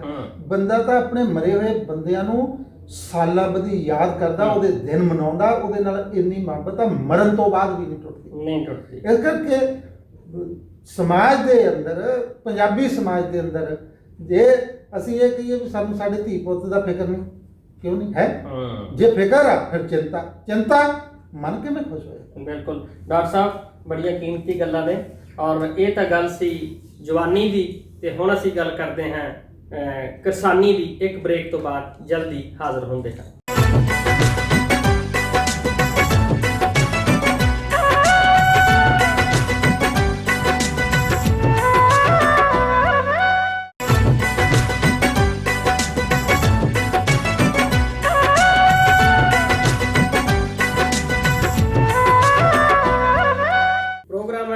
ਕੇ ਸੁਣ ਸੱਜਣਾ ਤੇ ਪੰਜਾਬੀ ਨੈਸ਼ਨਲ ਟੀਵੀ ਦੇਖ ਰਹੇ ਹੋ। ਮੇਰਾ ਨਾਮ ਡਾਕਟਰ ਸਰਬਜੀਤ ਸਿੰਘ, ਚੇਅਰਮੈਨ ਪੰਜਾਬੀ ਸਾਹਿਤ ਅਧਿਐਨ ਜਿਹੜਾ ਸਕੂਲ ਹੈ ਪੰਜਾਬ ਦਾ, ਪੰਜਾਬ ਯੂਨੀਵਰਸਿਟੀ ਚੰਡੀਗੜ੍ਹ ਦਾ ਪੰਜਾਬੀ ਵਿਭਾਗ, ਉਹਦੇ ਚੇਅਰਮੈਨ ਆ। ਅਸੀਂ ਉਹਨਾਂ ਕੋਲ ਬੈਠੇ ਗੱਲਾਂ ਬਾਤਾਂ ਪੰਜਾਬ ਦੇ ਫਿਕਰ ਨਾਲ ਸੰਬੰਧਿਤ ਕਰ ਰਹੇ ਹਾਂ। ਡਾਕਟਰ ਸਾਹਿਬ, ਪਹਿਲਾਂ ਜਵਾਨੀ ਦੀ ਗੱਲ ਕੀਤੀ, ਹੁਣ ਆਪਾਂ ਗੱਲ ਕਿਸਾਨੀ ਦੀ ਕਰੀਏ। ਜੀ। ਪਰ ਕਿਸਾਨੀ ਹੈ, ਸਾਰੇ ਭਾਰਤ ਦਾ ਢਿੱਡ ਭਰਦਾ ਸਾਡਾ ਪੰਜਾਬ। ਔਰ ਸੱਪਾਂ ਦੀਆਂ ਸਿਰੀਆਂ ਮਿੱਧਦਾ ਤੇ ਸੱਪਾਂ ਦੀਆਂ ਸਿਰੀਆਂ ਮਿੱਧ ਕੇ ਡਾਂਗਾਂ ਖਾਂਦਾ ਚੌਂਕਾਂ ਦੇ ਵਿੱਚ। ਉਸ ਤੋਂ ਬਾਅਦ ਫਿਰ ਉਹ ਫਾਹੇ ਲੈਂਦਾ, ਕਦੇ ਕੀਟਨਾਸ਼ਕਾਂ ਪੀਂਦਾ ਤੇ ਕਦੇ ਉਹ ਰੇਲ ਗੱਡੀ ਉਡੀਕਦਾ ਵੀ ਕਦੋਂ ਆਊਗੀ। 2:30 ਵਜੇ ਉਹ ਮਾਨਸੇ ਦੇ ਪਿੰਡਾਂ ਵਾਲੇ ਕਿਸਾਨ ਕਿੰਨੇ ਵਿਚਾਰੇ ਰੇਲ ਗੱਡੀਆਂ ਦੀ ਉਡੀਕ ਕਰਦੇ ਕਰਦੇ ਜਾ ਕੇ ਮਰ ਜਾਂਦੇ ਆ। ਔਰ ਇਹ ਪੰਜਾਬ ਦਾ ਹਾਲ ਕਿਉਂ ਹੋਇਆ? ਤੁਸੀਂ ਇੱਕ ਚਿੰਤਕ ਹੋ, ਪੰਜਾਬ ਦਾ ਫਿਕਰ ਕਰਦੇ ਹੋ। ਆਪਾਂ ਕਿਸਾਨੀ ਦੀ ਗੱਲ ਕਰ ਨਿੰਦਰ ਜੀ, ਕਿਸਾਨੀ ਦੇ ਬਾਰੇ ਸਿਰਫ ਆਪਾਂ ਹੀ ਨਹੀਂ ਗੱਲ ਕਰ ਰਹੇ, ਘੱਟੋ ਘੱਟ ਅੱਜ ਹਿੰਦੁਸਤਾਨ ਦਾ ਹਰ ਬੰਦਾ ਕਿਸਾਨੀ ਦੀ ਗੱਲ ਕਰ ਰਿਹਾ। ਮੈਂ ਕਹਿੰਦਾ ਜੇ ਆਪਾਂ ਇਕੱਲੀ ਪੰਜਾਬ ਦੀ ਕਿਸਾਨੀ ਦੀ ਗੱਲ ਕਰ ਲਈਏ ਤੇ ਇਹਦੀ ਗੱਲ ਕਰਦੇ ਹਾਂ ਲਗਭਗ ਹਿੰਦੁਸਤਾਨ ਦੀ ਕਿਸਾਨੀ ਦੀ ਉਹ ਗੱਲ ਹੋ ਜਾਣੀ ਹੈ। ਕਿਉਂਕਿ ਜਿਹੜੇ ਤੁਸੀਂ ਆਤਮ ਹੱਤਿਆ ਦੀ ਗੱਲ ਕੀਤੀ ਹੈ, ਕਰਨਾਟਕਾ ਦੇ ਵਿੱਚ ਤੇ ਮਹਾਰਾਸ਼ਟਰ ਦੇ ਵਿੱਚ ਪੰਜਾਬ ਨਾਲੋਂ ਵੱਧ ਖੁਦਕੁਸ਼ੀ ਕਰਨ ਵਾਲੇ ਲੋਕ ਆ। ਬਿਲਕੁਲ। ਸੋ ਇਹਦਾ ਮਤਲਬ ਉੱਥੇ ਕਿਸਾਨੀ ਸਤੋਂ ਵੀ ਵੱਧ ਸੰਕਟ ਹੈ। ਪਰ ਸਵਾਲ ਇਹ ਹੈ ਕਿ ਜਿਹੜਾ ਸੰਕਟ ਸਾਡਾ ਉਹੀ ਸੰਕਟ ਉਹਨਾਂ ਦਾ। ਬਿਲਕੁਲ। ਸੰਕਟਾਂ ਦੇ ਵਿੱਚ ਕੋਈ ਫਰਕ ਨਹੀਂ ਹੈ। ਅੱਜ ਦੇਖੋਗੇ ਕਿ ਕਿਸਾਨੀ ਨੇ ਪੰਜਾਬ ਬਿਲਕੁਲ ਬੰਦ ਕਰ ਦਿੱਤਾ ਹੋਇਆ ਔਰ ਨਾਲ ਹੀ ਹਰਿਆਣੇ ਦੀ ਵੀ ਉਹੀ ਸਥਿਤੀ ਬਣ ਚੁੱਕੀ ਆ ਔਰ ਲਗਾਤਾਰ ਲਹਿਰ ਫੈਲ ਰਹੀ ਹੈ। ਨੰਬਰ 1। ਨੰਬਰ 2, ਇਸ ਗੱਲ ਨੂੰ ਮੈਂ ਬਹੁਤ ਪੰਜਾਬ ਲਈ ਸ਼ੁਭ ਸ਼ਗਨ ਮੰਨ ਰਿਹਾ। ਉਹਦਾ ਕਾਰਨ ਇਹ ਆ ਕਿ ਪੰਜਾਬ ਦੀ ਕਿਸਾਨੀ ਨੇ ਇਸ ਗੱਲ ਨੂੰ ਸਵੀਕਾਰ ਕਰ ਲਿਆ ਹੁਣ ਬਈ ਹੁਣ ਮੈਂ ਆਤਮ ਹੱਤਿਆ ਨਹੀਂ ਕਰਨੀ, ਮੈਂ ਲੜਨਾ ਹੁਣ ਮੈਂ ਲੜਨਾ। ਔਰ ਦੁਨੀਆ ਦਾ ਇਤਿਹਾਸ ਇਹ ਦੱਸਦਾ ਕਿ ਬਿਨਾਂ ਲੜਿਆ ਕਦੇ ਵੀ ਤੁਹਾਨੂੰ ਤੁਹਾਡਾ ਹੱਕ ਨਹੀਂ ਮਿਲਦਾ। ਤੇ ਕਿਸਾਨੀ ਨੇ ਇਹ ਸਵੀਕਾਰ ਕਰ ਲਿਆ ਤੇ ਕਿਸਾਨੀ ਘਰਾਂ ਤੋਂ ਬਾਹਰ ਆ ਗਈ। ਔਰ ਇਹਦੇ ਨਾਲ ਹੋਰ ਚੰਗੀ ਗੱਲ ਇਹ ਹੈ ਕਿ ਕਿਸਾਨੀ ਦੇ ਨਾਲ ਨਾਲ ਮਜ਼ਦੂਰ, ਖੇਤ ਮਜ਼ਦੂਰ, ਸਾਹਿਤਕਾਰ, ਬੁੱਧੀਜੀਵੀ ਸਾਰੇ ਕੋ ਅੱਜ ਤੁਸੀਂ ਦੇਖੋ ਅੱਜ ਰਾਜਨੀਤਿਕ ਪਾਰਟੀਆਂ 'ਚ ਹੋੜ ਲੱਗੀ ਹੈ ਕਿ ਅਸੀਂ ਉੱਥੇ ਚਲੇ ਜਾਈਏ, ਅਸੀਂ ਆਪਦਾ ਲਾਹਾ ਲਈਏ। ਔਰ ਇਹ ਮੈਨੂੰ ਬਹੁਤ ਚੰਗੀ ਗੱਲ ਲੱਗ ਰਹੀ ਹੈ ਕਿ ਕਿਸਾਨੀ ਨੇ ਪੰਜਾਬ ਦੀਆਂ ਰਾਜਨੀਤਿਕ ਪਾਰਟੀਆਂ ਨੂੰ ਰੱਦ ਕੀਤਾ। ਇਸ ਗੱਲ ਨੂੰ ਸਵੀਕਾਰ ਕਰਿਓ, ਭਜਾਇਆ। ਨੰਬਰ 2, ਹੁਣ ਇਹ ਸੰਕਟ ਕਿੱਥੋਂ ਤੇ ਕੀ ਆ? ਜਿਹੜੀ ਗੱਲ ਤੁਸੀਂ ਕੀਤੀ ਵੀ ਇਹਨੇ ਪੰਜਾਬ ਨੇ ਸਾਰੇ ਹਿੰਦੁਸਤਾਨ ਦਾ ਢਿੱਡ ਭਰਿਆ। ਨਿੰਦਰ ਜੀ, ਜਿੰਨਾ ਸਮੇਂ 'ਚ ਅਸੀਂ ਜੰਮੇ ਆ, ਮੈਂ 1965-70 ਦੇ ਗੇੜ ਦੀ ਗੱਲ ਕਰਦਾ, ਉਹ ਦਿਨ ਹੁੰਦੇ ਸੀ ਜਦੋਂ ਕਿਸਾਨ ਦੇ ਘਰ 'ਚੋਂ ਵੀ ਕਣਕ ਮੁੱਕ ਜਾਂਦੀ ਸੀ ਦਸੰਬਰ ਜਨਵਰੀ 'ਚ। ਤੇ ਪੰਜਾਬ ਦੇ ਵਿੱਚ ਇੰਨੀ ਹਾਲਤ ਮਾੜੀ ਸੀ ਕਿ ਪੰਜਾਬੀਆਂ ਦਾ ਨਹੀਂ ਸੀ ਢਿੱਡ ਭਰ ਸਕਦਾ। ਉਸ ਗ੍ਰੀਨ ਰੈਵੋਲੂਸ਼ਨ ਨੇ, ਉਹ ਸਾਰੀਆਂ ਚੀਜ਼ਾਂ ਨੇ, ਕਿਸਾਨ ਨੇ ਇੰਨੀ ਮਿਹਨਤ ਕੀਤੀ ਹਰੀ ਕ੍ਰਾਂਤੀ ਦੇ ਵਿੱਚ ਕਿ ਪੰਜਾਬ ਦਾ ਹੀ ਢਿੱਡ ਨਹੀਂ ਭਰਿਆ, ਹਿੰਦੁਸਤਾਨ ਨੂੰ ਅੰਨ ਦੇ ਸੰਕਟ ਚੋਂ ਬਾਹਰ ਕੱਢਿਆ। ਮੈਨੂੰ ਉਹ ਦਿਨ ਵੀ ਯਾਦ ਆ ਜਦੋਂ ਹਿੰਦੁਸਤਾਨ ਦੇ ਪ੍ਰਧਾਨ ਮੰਤਰੀ ਜਵਾਹਰ ਲਾਲ ਨਹਿਰੂ ਬਾਹਰਲੇ ਮੁਲਕਾਂ ਨੂੰ ਅਪੀਲ ਕਰਦੇ ਸੀ ਤਾਂ ਅਮਰੀਕਾ ਵਰਗੇ ਮੁਲਕ ਦੇ ਵਿੱਚ ਲੋਕ ਬੈਨਰ ਲੈ ਕੇ ਬੈਠਦੇ ਸੀ ਵੀ ਜੇ $1 ਦਿਓਗੇ ਤਾਂ ਹਿੰਦੁਸਤਾਨ ਦੇ 5 ਬੰਦਿਆਂ ਨੂੰ ਇੱਕ ਦਿਨ ਦੀ ਰੋਟੀ ਮਿਲ ਸਕਦੀ ਆ। ਬਿਲਕੁਲ ਇੰਨੀ ਭੁੱਖਮਰੀ ਸੀ। ਔਰ ਪੰਜਾਬ ਦੇ ਕਿਸਾਨ ਨੇ ਉਹ ਸਾਰੀਆਂ ਭੁੱਖਾਂ ਦੂਰ ਕੀਤੀਆਂ।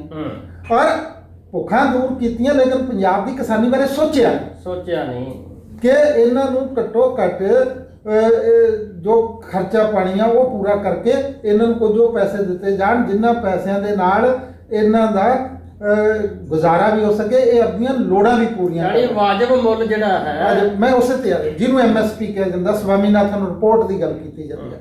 MSP ਦਾ ਮਤਲਬ ਕੀ ਸੀ ਕਿ ਹਾਲਾਂਕਿ MSP ਅੱਜ ਵੀ ਕਿਸਾਨ ਦੀ ਲਾਗਤ ਨਾਲੋਂ ਘੱਟ ਹੈ, ਪਰ ਅੱਜ ਜਿਹੜੇ ਨਵੇਂ ਕਾਨੂੰਨ ਆਏ ਆ ਉਹ ਵੀ ਸਰਕਾਰੀ ਏਜੰਸੀਆਂ ਰਹਿਣਗੀਆਂ, ਪ੍ਰਾਈਵੇਟਾਈਜੇਸ਼ਨ ਨੂੰ ਬਾੜ ਦਿੱਤਾ। ਅੱਜ ਇੱਕ ਬਾਹਰੋਂ ਬੰਦਾ ਆਏਗਾ, ਉਹ ਕਹੇਗਾ ਮੈਂ ਖਰੀਦ ਲਿਆ, ਉਹ ਆਪਣਾ ਸਟੋਰ ਕਰ ਲੂਗਾ ਤੇ ਜਦ ਮੰਡੀ 'ਚ ਉਦੋਂ ਵੇਚੂਗਾ ਜਦੋਂ ਭੁੱਖਮਰੀ ਖੜੀ ਹੋ ਜੂਗੀ ਤੇ ਉਹ ਕਹੂਗਾ 20 ਰੁਪਏ ਕਿਲੋ ਲਈ ਕਣਕ, ਮੈਂ ਤਾਂ 50 ਰੁਪਏ ਕਿਲੋ। ਬਿਲਕੁਲ ਠੀਕ, ਜਿਹਦੀ ਕੋਈ ਮਿਹਨਤ ਨਹੀਂ ਲੱਗੀ। ਇਸ ਕਰਕੇ ਇੱਕ ਤਾਂ ਇਹ ਗੱਲ ਜਿਹੜੀ ਅੱਜ ਦੀ ਸਥਿਤੀ ਹੈ। ਜਿਹੜੀ ਗੱਲ ਤੁਸੀਂ ਖੁਦਕਸ਼ੀਆਂ ਦੀ ਕੀਤੀ ਆ ਉਹ ਇਹ ਆ ਕਿ ਪੰਜਾਬ ਦੇ ਵਿੱਚ ਕਿਸਾਨੀ ਜਿਹੜੀ ਸੀ ਉਸ ਨੂੰ ਪੰਜਾਬ ਦੀਆਂ ਸਰਕਾਰਾਂ ਨੇ ਉਹਨਾਂ ਦੀ ਉਪਜ ਨੂੰ ਇੰਡਸਟਰੀ ਦੀ ਉਪਜ 'ਚ ਨਹੀਂ ਬਦਲਣ ਦਿੱਤਾ। ਮੈਂ ਇੱਕ ਮਿਸਾਲ ਦਿੰਦਾ, ਪੰਜਾਬ ਦਾ ਕਿਸਾਨ ਅੱਜ ਵੀ ਆਲੂ ਪੈਦਾ ਕਰਦਾ। ਚਿਪਸ ਕੌਣ ਬਣਾ ਰਿਹਾ? ਪੰਜਾਬ ਦੇ ਕਿਸਾਨ ਨੂੰ ਆਲੂ ਦੇ ਕਿੰਨੇ ਮਿਲਦੇ? 5 ਰੁਪਏ ਕਿਲੋ। 5 ਰੁਪਏ। ਚਿਪਸ ਕਿਵੇਂ ਮਿਲਦਾ? 400 ਰੁਪਏ। ਬਿਲਕੁਲ। ਉਹ 395 ਦੇ ਵਿੱਚੋਂ ਦਾ ਫਰਕ ਆ ਜਿਹੜਾ 100 ਰੁਪਏ ਕਾਸਟ ਆਫ ਪ੍ਰੋਡਕਸ਼ਨ ਕੱਢ ਕੇ 300 ਰੁਪਏ ਦਾ ਇੱਕ ਸਰਮਾਏਦਾਰ ਕਮਾ ਰਿਹਾ ਜਿਹੜਾ ਉਹ ਚਿਪਸ ਬਣਾ ਰਿਹਾ।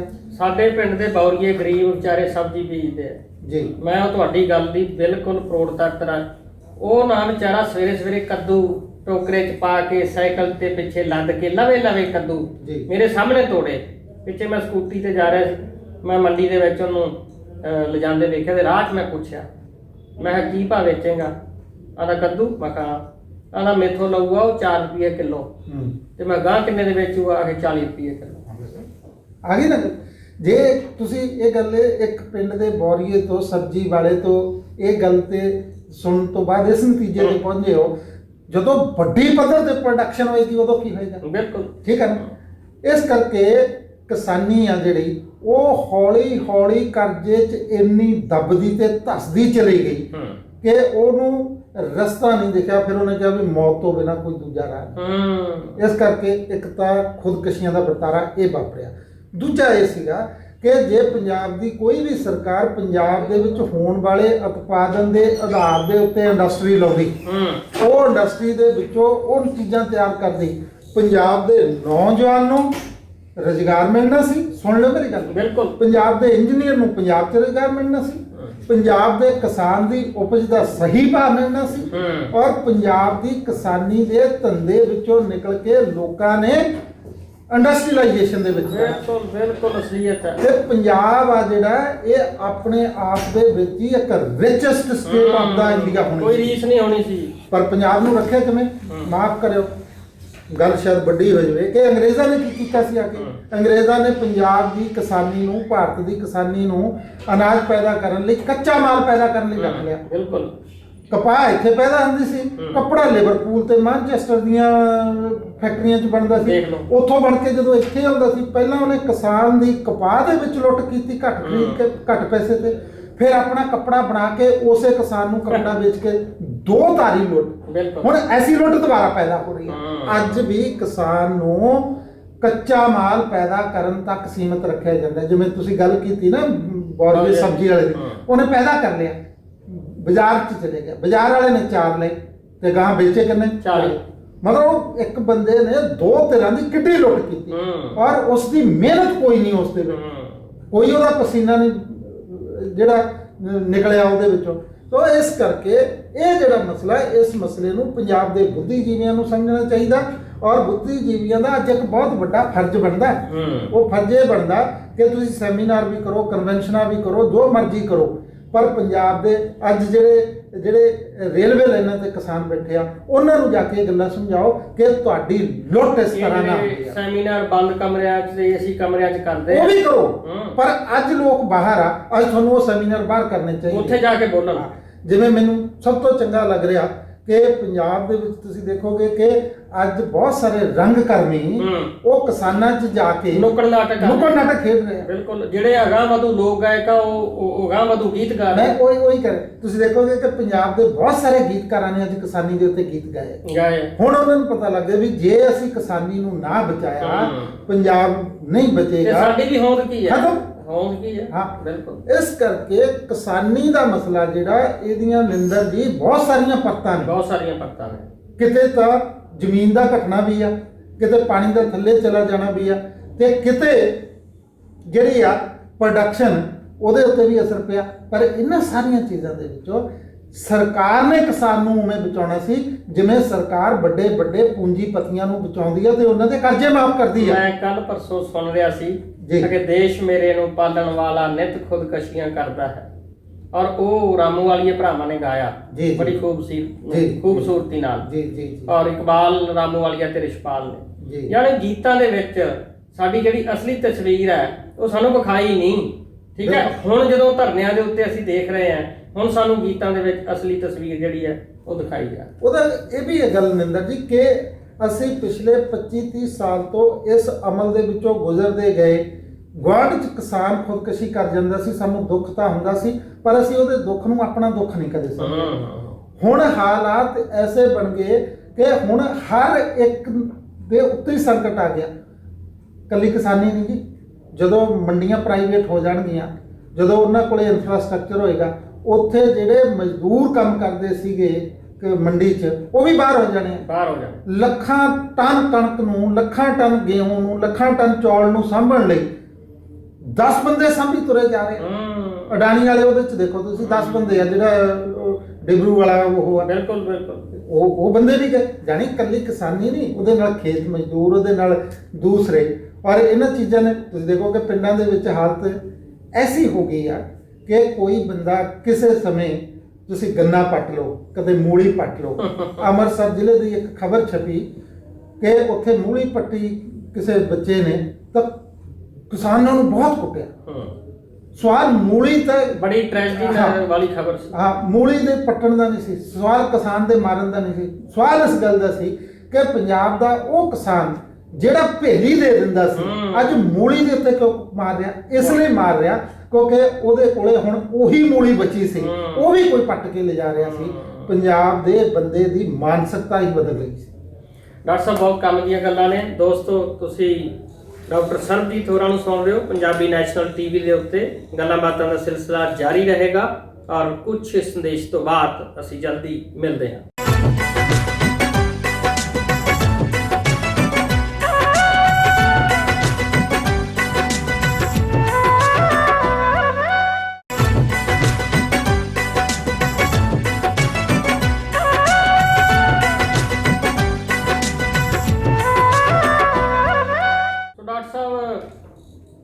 ਭਾਸ਼ਾਵਾਂ ਦਾ ਬੜਾ ਰੌਲਾ ਪੈ ਰਿਹਾ ਜੀ ਜੀ। ਵਿਦਿਅਕ ਨੀਤੀਆਂ ਨਵੀਆਂ ਬਣ ਰਹੀਆਂ ਤੇ ਭਾਸ਼ਾਵਾਂ ਨੂੰ ਕਹਿੰਦੇ ਖਤਰਾ ਜਿਹੜਾ ਹੈ ਉਹ ਮੰਡਰਾ ਰਿਹਾ ਸਾਡੇ ਸਿਰ ਤੇ ਸਾਡੀ ਮਾਂ ਬੋਲੀ ਜਿਹੜੀ ਹੈ ਪੰਜਾਬੀ, ਜਿਹਦਾ ਸਾਨੂੰ ਦਰਦ ਹੈ, ਦੇਸ਼ਾਂ ਵਿਦੇਸ਼ਾਂ ਵਿੱਚ ਬੈਠਿਆਂ ਨੂੰ ਵੀ ਦਰਦ ਹੈ, ਉਹ ਮਾਂ ਬੋਲੀ ਕਦੇ ਕਦੇ ਯੂਨੈਸਕੋ ਦੀ ਰਿਪੋਰਟ ਆਉਂਦੀ ਹੈ ਜੀ ਤੇ ਉਹ ਕਹਿੰਦੀ ਮਾਂ ਬੋਲੀ ਖਤਮ ਹੋ ਜੂਗੀ।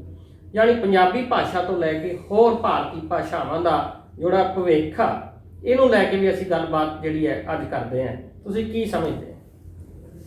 ਇੱਕ ਤਾਂ ਨਿੰਦਰ ਜੀ, ਹਰ ਹਿੰਦੁਸਤਾਨੀ ਨੂੰ ਇਹ ਗੱਲ ਮਨ 'ਚ ਬਿਠਾ ਲੈਣੀ ਚਾਹੀਦੀ ਹੈ ਕਿ ਹਿੰਦੁਸਤਾਨ ਇਸੇ ਕਰਕੇ ਹਿੰਦੁਸਤਾਨ ਆ ਕਿ ਹਿੰਦੁਸਤਾਨ 'ਚ ਵੱਖ-ਵੱਖ ਭਾਸ਼ਾਵਾਂ ਨੇ, ਵੱਖ-ਵੱਖ ਸੱਭਿਆਚਾਰ ਨੇ, ਵੱਖ-ਵੱਖ ਰੰਗਾਂ ਦੇ ਲੋਕ ਨੇ। ਇਹ ਬਨਸਵੰਨਤਾ ਹੀ ਹਿੰਦੁਸਤਾਨ ਦੀ, ਪੂਰੇ ਭਾਰਤ ਦੀ ਖੂਬਸੂਰਤੀ ਹੈ। ਭਾਂਤ ਸੁਭਾਂਤੀ, ਬਿਲਕੁਲ। ਔਰ ਅਸੀਂ ਬਾਗ ਕਹਿੰਦੇ ਕਿਸ ਨੂੰ ਆ, ਜਾਂ ਅਸੀਂ ਫੁਲਵਾੜੀ ਕਿਸ ਨੂੰ ਕਹਿੰਦੇ, ਜਿਹ 'ਚ ਵੱਖਰੇ ਵੱਖਰੇ ਫੁੱਲ ਨੇ, ਇੱਕ ਰੰਗੇ ਫੁੱਲ ਨਹੀਂ ਹਨ। ਇਸ ਕਰਕੇ ਜਿਹੜੀ ਹੁਣ ਐਜੂਕੇਸ਼ਨ ਪਾਲਿਸੀ ਆਈ ਹੈ, ਜਿਹਨੂੰ ਨਿਊ ਐਜੂਕੇਸ਼ਨ ਪਾਲਿਸੀ 2020 ਕਿਹਾ ਗਿਆ, ਹਿੰਦੁਸਤਾਨ ਦੀ ਆਜ਼ਾਦੀ ਤੋਂ ਬਾਅਦ ਇਹ ਤੀਜੀ ਵਾਰ ਪਾਲਿਸੀ ਬਣੀ ਹੈ। ਪਹਿਲਾਂ ਬਣੀ ਸੀ 1968 'ਚ, ਫਿਰ 1986 'ਚ, ਹੁਣ 2020 ਦੇ ਵਿੱਚ। ਇਸ ਪਾਲਿਸੀ ਨੇ ਸਾਰਾ ਕੁਝ ਹੀ ਤਬਦੀਲ ਕਰ ਦੇਣਾ ਹੈ। ਗੱਲ ਸਮਝੋ ਤੁਸੀਂ, ਸਾਡੀ ਐਜੂਕੇਸ਼ਨ ਦਾ ਮੂੰਹ ਮੱਥਾ ਹੀ ਬਦਲ ਜਾਣਾ ਕਿਉਂਕਿ ਉਹਨਾਂ ਨੇ 4-5 ਹਿੱਸਿਆਂ ਦੇ ਵਿੱਚ ਐਜੂਕੇਸ਼ਨ ਬਦਲ ਦਿੱਤੀ ਹੈ। ਆਂਗਨਬਾੜੀ ਤੇ 2 ਜਮਾਤਾਂ ਸਕੂਲ ਦੀਆਂ, ਉਦੋਂ ਬਾਅਦ 8ਵੀਂ ਤੱਕ, 8ਵੀਂ ਤੋਂ ਬਾਅਦ ਨਾ 6ਵੀਂ ਤੋਂ ਬਾਅਦ 10ਵੀਂ ਤੱਕ, 12ਵੀਂ ਤੱਕ, ਇਹ ਜਿਹੜੇ 4 ਸਾਲਾਂ ਦਾ ਬਣਾਇਆ, ਉਹਦੇ ਵਿੱਚ ਇੱਕ ਤਾਂ ਇਹ ਕਹਿ ਦਿੱਤਾ ਗਿਆ ਕਿ ਮਾਤ ਭਾਸ਼ਾਵਾਂ ਦੇ ਰਾਹੀਂ ਸਿੱਖਿਆ ਦਿੱਤੀ ਜਾਵੇ। ਪਰ ਕਿੱਥੇ ਤੱਕ? ਸਿਰਫ ਪ੍ਰਾਇਮਰੀ। ਉਦੋਂ ਬਾਅਦ ਫਿਰ ਉਦੋਂ ਖਤਮ ਹੋ ਜਾਏਗੀ। ਨੰਬਰ 1 ਪਹਿਲਾਂ ਤਾਂ ਸੰਕਟ ਇੱਥੇ ਹੀ ਖੜਾ ਹੋ ਗਿਆ ਕਿ ਪ੍ਰਾਇਮਰੀ ਤੋਂ ਬਾਅਦ ਤੁਹਾਡੀਆਂ ਭਾਸ਼ਾਵਾਂ ਦਾ ਵਿਕਾਸ ਖਤਮ ਹੋ ਜਾਏਗਾ। ਕਿਵੇਂ? ਕੋਈ ਭਾਸ਼ਾ ਤਾਂ ਹੀ ਜਿਉਂਦੀ ਰਹਿ ਸਕਦੀ ਹੈ ਜੇ ਭਾਸ਼ਾ ਦੇ ਵਿੱਚ ਗਿਆਨ, ਵਿਗਿਆਨ, ਸਿੱਖਿਆ ਤੇ ਰੁਜ਼ਗਾਰ। ਬਹੁਤ ਵੱਡੀ ਗੱਲ। ਜਦੋਂ ਅਸੀਂ ਭਾਸ਼ਾਵਾਂ ਨੂੰ ਗਿਆਨ ਤੋਂ ਬਾਹਰ, ਜਦੋਂ ਤੁਸੀਂ ਭਾਸ਼ਾ ਨੂੰ ਸਿੱਖਿਆ ਚੋਂ ਬਾਹਰ ਕੱਢ ਦਿਓਗੇ ਨਾ, ਸਭ ਚੀਜ਼ਾਂ ਤੋਂ ਬਾਹਰ ਨਿਕਲ ਜਾਏਗੀ। ਸਿੱਖਿਆ 'ਚ ਮਾਤ ਭਾਸ਼ਾ ਨਹੀਂ, ਮਾਤ ਭਾਸ਼ਾ ਵਿਕਾਸ ਕਿੱਥੇ ਕਰੇ? ਮਾਤ ਭਾਸ਼ਾ 'ਚ ਗਿਆਨ ਹੀ ਨਹੀਂ ਪੈਦਾ ਹੋਣਾ। ਰੁਜ਼ਗਾਰ ਖਤਮ ਹੋ ਗਿਆ, ਗਿਆਨ ਕਿੱਥੇ ਪੈਦਾ? ਰੁਜ਼ਗਾਰ, ਜਿੱਥੇ ਰੁਜ਼ਗਾਰ ਹੋਏਗਾ ਉੱਥੇ ਗਿਆਨ ਹੋਏਗਾ। ਹੁਣ 2020 ਦੀ ਜਿਹੜੀ ਐਜੂਕੇਸ਼ਨ ਦੀ ਪਾਲਿਸੀ ਹੈ ਨਿੰਦਰ ਜੀ, ਉਹਦੇ ਵਿੱਚ ਬਹੁਤ ਸੋਚ ਸਮਝ ਕੇ ਉਹਨਾਂ ਨੇ ਕੀਤਾ ਕਿ ਅਸੀਂ ਸੰਸਕ੍ਰਿਤ ਨੂੰ ਤਾਂ ਪਹਿਲੀ ਤੋਂ ਹੀ ਪੜ੍ਹਾ ਦੇਂਗੇ। ਅੱਛਾ। ਔਰ ਸੰਸਕ੍ਰਿਤ ਹਰ ਐਜੂਕੇਸ਼ਨ ਦਾ ਹਿੱਸਾ ਵੀ ਰਹੇਗੀ। ਲਓ। ਔਰ ਜਿਹੜਾ 3 ਲੈਂਗੁਏਜ ਫਾਰਮੂਲਾ 1968 ਦੇ ਵਿੱਚ ਕਠਾਰੀ ਕਮਿਸ਼ਨ ਦਾ ਸੀ, 3 ਭਾਸ਼ਾਵਾਂ ਦਾ, ਵੀ ਪਹਿਲਾਂ ਮਾਤ ਭਾਸ਼ਾ, ਫਿਰ ਹਿੰਦੀ, ਫਿਰ ਅੰਗਰੇਜ਼ੀ। ਹੁਣ ਇਹਨਾਂ ਨੇ ਕਿਹਾ ਵੀ ਫਾਰਮੂਲਾ ਤਿੰਨੇ ਹੀ ਰਹੇਗਾ, ਯਾਨੀ ਅੰਗਰੇਜ਼ੀ ਤੀਜੇ ਨੰਬਰ ਤੇ ਸੀ। ਹੁਣ ਇਹਨਾਂ ਨੇ ਕੀ ਕੀਤਾ ਵੀ ਸਾਰੀ ਪੜ੍ਹਾਈ ਬਾਈਲਿੰਗੁਅਲ ਕਰਾਓ, 2 ਭਾਸ਼ਾਵਾਂ ਜਦੋਂ ਕਰਾਓਗੇ ਤਾਂ ਉਹਦਾ ਮਤਲਬ ਕੀ ਬਣਦਾ ਕਿ ਜੇ ਤੁਸੀਂ ਸੰਸਕ੍ਰਿਤ ਨੂੰ ਲਾਜ਼ਮੀ ਕਰੋਗੇ, ਉਹਨਾਂ ਨੇ ਲਿਖਿਆ ਹੋਇਆ ਬਕਾਇਦਾ ਵੀ Sanskrit will be the must language, one of the formula language, 3 formula language. ਜੇ ਉਹ ਹੋਏਗੀ ਤਾਂ ਇੱਕ ਮੈਂ ਸਧਾਰਨ ਜੀ ਗੱਲ ਕਰਦਾ, ਇੱਕ ਹਿੰਦੀ ਹੋਗੀ, ਅੰਗਰੇਜ਼ੀ ਤੋਂ ਬਿਨਾਂ ਗੁਜ਼ਾਰਾ ਨਹੀਂ, ਤੀਜੀ ਸੰਸਕ੍ਰਿਤ ਹੋਗੀ। ਹਿੰਦੁਸਤਾਨ ਦੀ ਮਾਤ ਭਾਸ਼ਾ ਕਿੱਥੇ ਹੋਏਗੀ? ਪੰਜਾਬੀ ਨੂੰ ਛੱਡ ਦਿਓ, ਬਾਕੀ ਹਿੰਦੁਸਤਾਨ ਬੰਗਾਲੀ ਕਿੱਥੇ ਹੋਏਗੀ, ਤਾਮਿਲ ਕਿੱਥੇ ਹੋਏਗੀ, ਮਲਿਆਲਮ ਕਿੱਥੇ ਹੋਏਗੀ, ਕੰਨੜ ਕਿੱਥੇ ਹੋਣਗੀਆਂ, ਬਿਲਕੁਲ ਠੀਕ, ਖਤਮ ਹੋਣਗੀਆਂ। ਖਤਮ। ਦੂਜੀ ਗੱਲ, ਚਲੋ ਅਸੀਂ ਮੰਨ ਲੈਂਦੇ ਹਾਂ ਕਿ ਹਿੰਦੀ ਆ ਜਿਹੜੀ ਉਹਨੂੰ ਪੜ੍ਹਾਇਆ ਜਾਣਾ ਚਾਹੀਦਾ, ਬਿਲਕੁਲ ਮੈਂ ਤਾਂ ਕਹਿੰਦਾ ਸਭ ਵੱਧ ਤੋਂ ਵੱਧ ਭਾਸ਼ਾਵਾਂ ਨੂੰ ਪੜ੍ਹਾਇਆ ਜਾਣਾ। ਪਰ ਮੈਨੂੰ ਇਹ ਦੱਸਿਆ ਜਾਵੇ ਵੀ ਅੰਗਰੇਜ਼ੀ ਸਾਡੇ ਨੱਕ 'ਚ ਕਿਉਂ ਚੜਾਈ ਜਾ ਰਹੀ ਆ। ਨੰਬਰ 1, ਅੰਗਰੇਜ਼ੀ ਦੇ ਖਿਲਾਫ ਨਹੀਂ, ਅੰਗਰੇਜ਼ੀ ਨੂੰ ਬਹੁਤ ਵਧੀਆ ਢੰਗ ਨਾਲ ਪੜ੍ਹਾਓ ਭਾਸ਼ਾ ਦੇ ਰੂਪ 'ਚ। ਅੰਗਰੇਜ਼ੀ ਨੂੰ ਪੜ੍ਹਾ ਰਹੇ ਹੋ ਮਾਧਿਅਮ ਦੇ ਰੂਪ 'ਚ। ਜਦੋਂ ਮਾਧਿਅਮ ਦੇ ਰੂਪ 'ਚ ਕਿਸੇ ਭਾਸ਼ਾ ਨੂੰ ਨਿੰਦਰ ਜੀ ਪੜ੍ਹਾਓਗੇ, ਭਾਸ਼ਾ ਨਹੀਂ ਆਏਗੀ। ਬਿਲਕੁਲ ਠੀਕ। ਭਾਸ਼ਾ ਉਦੋਂ ਹੀ ਆਏਗੀ ਜਦੋਂ ਭਾਸ਼ਾ ਨੂੰ ਭਾਸ਼ਾ ਵਾਂਗੂ ਪੜ੍ਹੋਗੇ, ਕਿਉਂਕਿ ਭਾਸ਼ਾ ਦੀ ਗ੍ਰਾਮਰ ਹੁੰਦੀ ਹੈ। ਗ੍ਰਾਮਰ ਤੋਂ ਬਿਨਾਂ ਭਾਸ਼ਾ ਨਹੀਂ ਹੁੰਦੀ, ਚਾਹੇ ਅੰਗਰੇਜ਼ੀ ਹੋਵੇ, ਹਿੰਦੀ ਹੋਵੇ, ਕੰਨੜ ਹੋਵੇ, ਤਾਮਿਲ, ਕੋਈ ਵੀ ਹੋਵੇ ਦੁਨੀਆ ਦੀ ਭਾਸ਼ਾ। ਅਸੀਂ ਅੰਗਰੇਜ਼ੀ ਜਿਹੜੀ ਆ ਇਸ ਦੇ ਗੁਲਾਮ ਹੋ ਚੁੱਕੇ ਹਾਂ। ਗੁਲਾਮ ਮੈਂ ਕਹਿੰਦਾ ਅੰਗਰੇਜ਼ੀ ਕਿਉਂ, ਅੰਗਰੇਜ਼ੀ ਵੀ ਪੜ੍ਹਾਓ, ਉਹਨੂੰ ਭਾਸ਼ਾ ਵਾਂਗੂ ਪੜ੍ਹਾਓ, ਜਰਮਨ ਵੀ ਪੜ੍ਹਾਓ, ਚਾਈਨੀਜ਼ ਵੀ ਪੜ੍ਹਾਓ, ਜਿੱਥੇ ਸਾਡੇ ਲੋਕਾਂ ਨੂੰ ਰੁਜ਼ਗਾਰ ਜਿਹੜੀ ਭਾਸ਼ਾ ਦੇ ਸਕਦੀਆਂ ਨੇ। ਫ੍ਰੈਂਚ ਪੜ੍ਹਾਓ, ਸਪੈਨਿਸ਼ ਪੜ੍ਹਾਓ। ਹਰ 2 ਸਾਲ 'ਚ ਇੱਕ ਭਾਸ਼ਾ 'ਚ ਬੰਦਾ ਪੂਰਾ ਮਾਹਰ ਹੋ ਜਾਂਦਾ। ਬਿਲਕੁਲ ਠੀਕ। ਤੁਸੀਂ ਅੰਗਰੇਜ਼ੀ ਨੂੰ ਜਦੋਂ ਤੀਜੀ, ਚੌਥੀ, ਪੰਜਵੀਂ 'ਚੋਂ ਲਾਓਗੇ ਵੀ ਐਮਏ ਤੱਕ ਇਹੀ ਪੜ੍ਹੋ, ਪੀਐਚਡੀ ਵੀ ਇਹਦੇ 'ਚ ਹੀ ਕਰੋ, ਰਿਸਰਚ ਵੀ ਇਹਦੇ 'ਚ ਕਰੋ, ਤੁਹਾਡੀ ਭਾਸ਼ਾ ਕਿੱਥੇ ਰਹੇਗੀ? ਇੱਕ ਸਵਾਲ। ਦੂਜਾ ਸਵਾਲ, ਨਵੀਂ ਐਜੂਕੇਸ਼ਨ ਪਾਲਿਸੀ ਦੇ ਵਿੱਚ ਇਹਨਾਂ ਨੇ ਕਰ ਦਿੱਤਾ ਵੀ ਮਲਟੀ ਡਿਸਪਲਿਨਰੀ, ਵੀ ਬਹੁਤ ਸਾਰੇ ਤਕਨੀਕੀ ਜਿਹੜੇ ਵਿਸ਼ੇ ਆ ਉਹ ਪੜ੍ਹਾਏ ਜਾਣਗੇ। ਹੁਣ ਜਦੋਂ ਬਹੁਤ ਤਕਨੀਕੀ ਵਿਸ਼ੇ ਪੜ੍ਹਾਏ ਜਾਣਗੇ, ਸੁਣ ਲਿਓ ਨਿੰਦਰ ਜੀ, ਸਾਡੇ ਬੰਦੇ ਕਈ ਵਾਰੀ ਇਹ ਗੱਲ ਨੂੰ ਸਮਝਦੇ ਨਹੀਂ। ਅਸੀਂ ਤਕਨੀਕੀ ਤੌਰ ਤੇ ਤਾਂ ਮੁੰਡੇ ਨੂੰ ਪਲੰਬਰ ਬਣਾ ਲਾਂਗੇ, ਤਕਨੀਕੀ ਤੌਰ ਤੇ ਇੰਜੀਨੀਅਰ ਬਣਾ ਲਾਂਗੇ, ਤਕਨੀਕੀ ਤੌਰ ਤੇ ਹੋਰ ਕੁਝ ਬਣਾ ਲਾਂਗੇ। ਉਹ ਮਲਟੀ ਬਣਾ ਬਹੁਤੇ ਵੀ ਕਿਹੜਾ ਵੀ 8ਵੀਂ ਤੋਂ ਪੜਾਉਣਾ ਸ਼ੁਰੂ ਕਰ ਦਿਓ, ਇਹਨੂੰ ਟਾਈਪ ਵੀ ਆਉਂਦੀ ਹੋਵੇ, ਇਹ ਪਲੰਬਰ ਵੀ ਹੋਵੇ, ਲੋੜ ਪਵੇ ਇਹਨੂੰ ਡਰਾਈਵਿੰਗ ਵੀ ਆਉਂਦੀ ਹੋਵੇ, ਕਾਰ ਵੀ ਚਲਾ ਲਵੇ। ਜੇ ਕਿਤੇ ਫੈਕਟਰੀ ਦੇ ਵਿੱਚ ਬਿਜਲੀ ਖਰਾਬ ਹੋ ਗਈ, ਇਹਨੂੰ ਇਲੈਕਟ੍ਰੀਸ਼ੀਅਨ ਵੀ ਆਉਂਦਾ ਹੋਵੇ। ਜੇ ਮੋਬਾਈਲ ਖਰਾਬ ਹੋ ਗਿਆ, ਇਹ ਆ ਮਲਟੀਟਾਸਕਿੰਗ। ਵੀ ਅੱਜ ਇਹ ਪਲੰਬਰ ਦਾ ਕੰਮ ਹੈ ਨਹੀਂ, ਅੱਜ ਇਹਦੇ ਕੋਲੋਂ ਫਲਾਨਾ ਕੰਮ ਲੈ ਲਓ, ਜਾਂ ਇਹ ਆ ਮਲਟੀਟਾਸਕਿੰਗ। ਜਾਣੀ ਕਾਰਪੋਰੇਟ ਵਰਲਡ ਦੇ ਵਿੱਚ ਬਹੁਤ ਤਕਨੀਕੀ ਐਸਾ ਕਾਮਾ ਪੈਦਾ ਕਰੋ, ਬੰਦਾ ਨਹੀਂ, ਮੇਰੀ ਗੱਲ ਸਮਝ ਲਿਓ, ਕਾਮਾ। ਕਿਉਂਕਿ ਭਾਸ਼ਾਵਾਂ ਤੁਸੀਂ ਹਟਾਤੀਆਂ, ਕਲਚਰ ਤੁਸੀਂ ਪਰੇ ਕਰ ਦਿੱਤਾ। ਬੰਦੇ ਨੇ ਤਾਂ ਭਾਸ਼ਾ, ਕਲਚਰ ਤੇ ਸੋਸ਼ਲ ਸਾਇੰਸ ਪੜ੍ਹ ਕੇ ਬੰਦਾ ਬਣਨਾ, ਬੰਦੇ ਨੇ ਤਕਨੀਕ ਪੜ੍ਹ ਕੇ ਬੰਦਾ ਨਹੀਂ ਬਣਨਾ। ਬਿਲਕੁਲ ਬਿਲਕੁਲ ਠੀਕ। ਤੁਸੀਂ ਤਕਨੀਕੀ ਬੰਦਾ ਬਣਾ ਰਹੇ, ਤਕਨੀਕੀ ਬੰਦਾ ਤਾਂ ਰੋਬੋਟ ਹੋਏਗਾ। ਬਿਲਕੁਲ ਬਿਲਕੁਲ। ਬੰਦਾ ਤਾਂ ਤੁਸੀਂ ਬਣਾ ਹੀ ਨਹੀਂ ਰਹੇ, ਬਣਾ ਰਹੇ।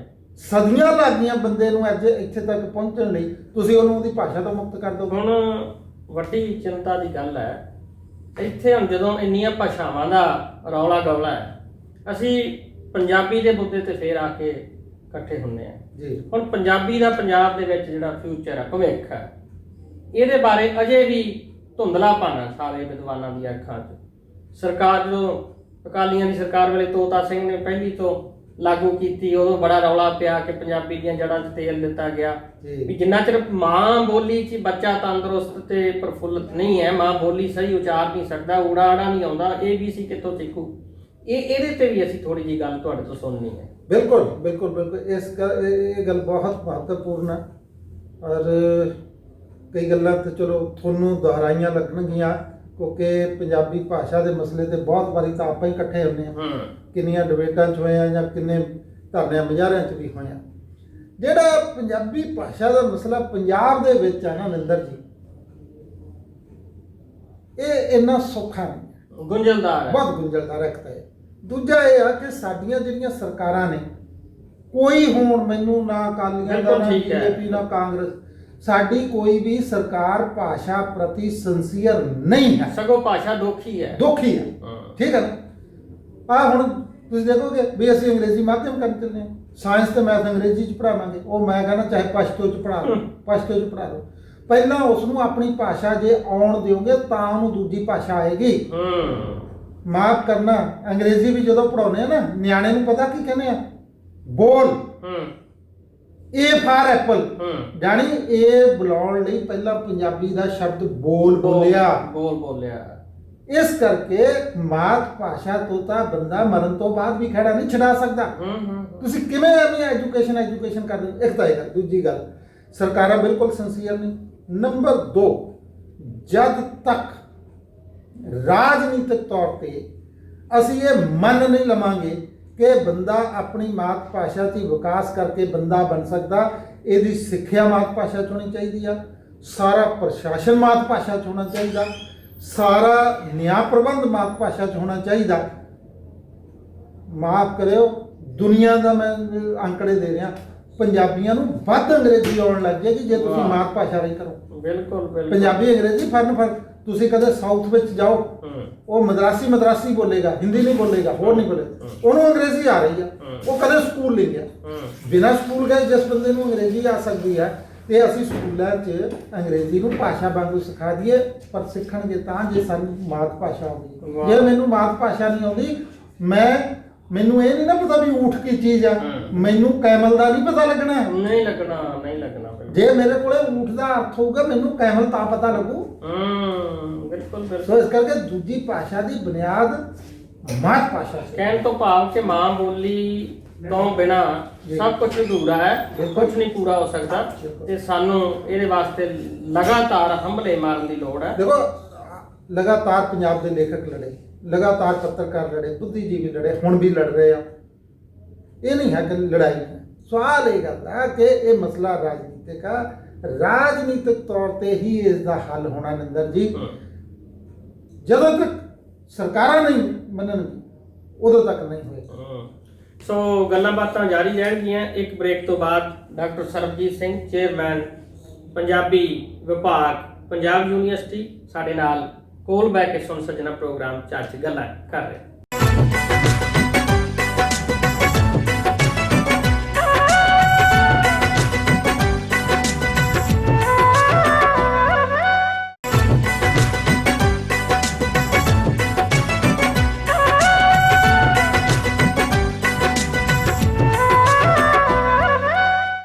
ਸੁਣ ਸੱਜਣਾ, ਡਾਕਟਰ ਸਰਬਜੀਤ ਸਿੰਘ ਸਾਡੇ ਕੋਲ ਬੈਠੇ ਆ ਤੇ ਪੰਜਾਬੀ ਨੈਸ਼ਨਲ ਟੀਵੀ ਹੈ।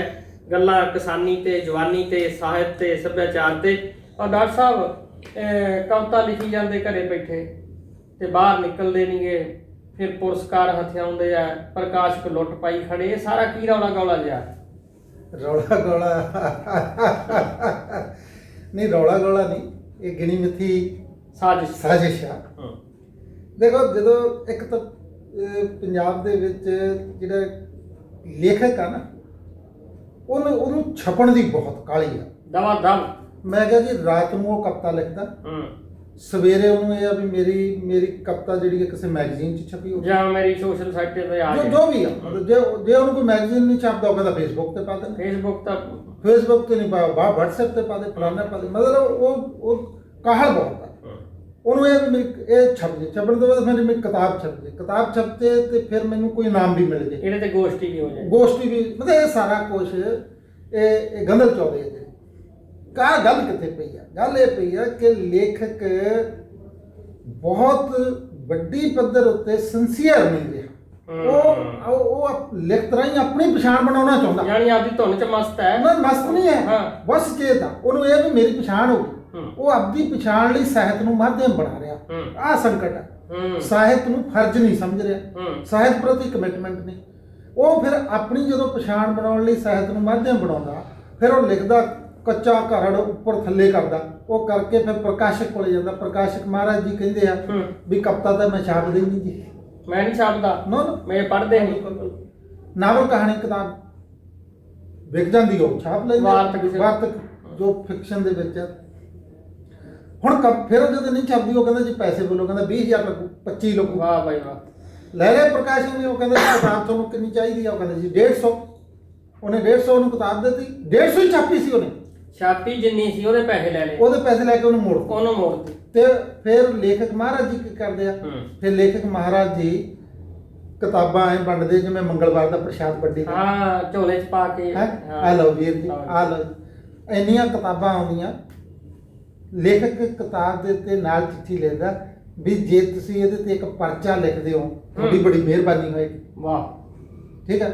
ਫਿਰ ਉਹ ਆਪਣੇ ਕੋਲੋਂ ਪੈਸੇ ਖਰਚ ਕੇ ਗੋਸ਼ਟੀ ਕਰਾਉਂਦਾ।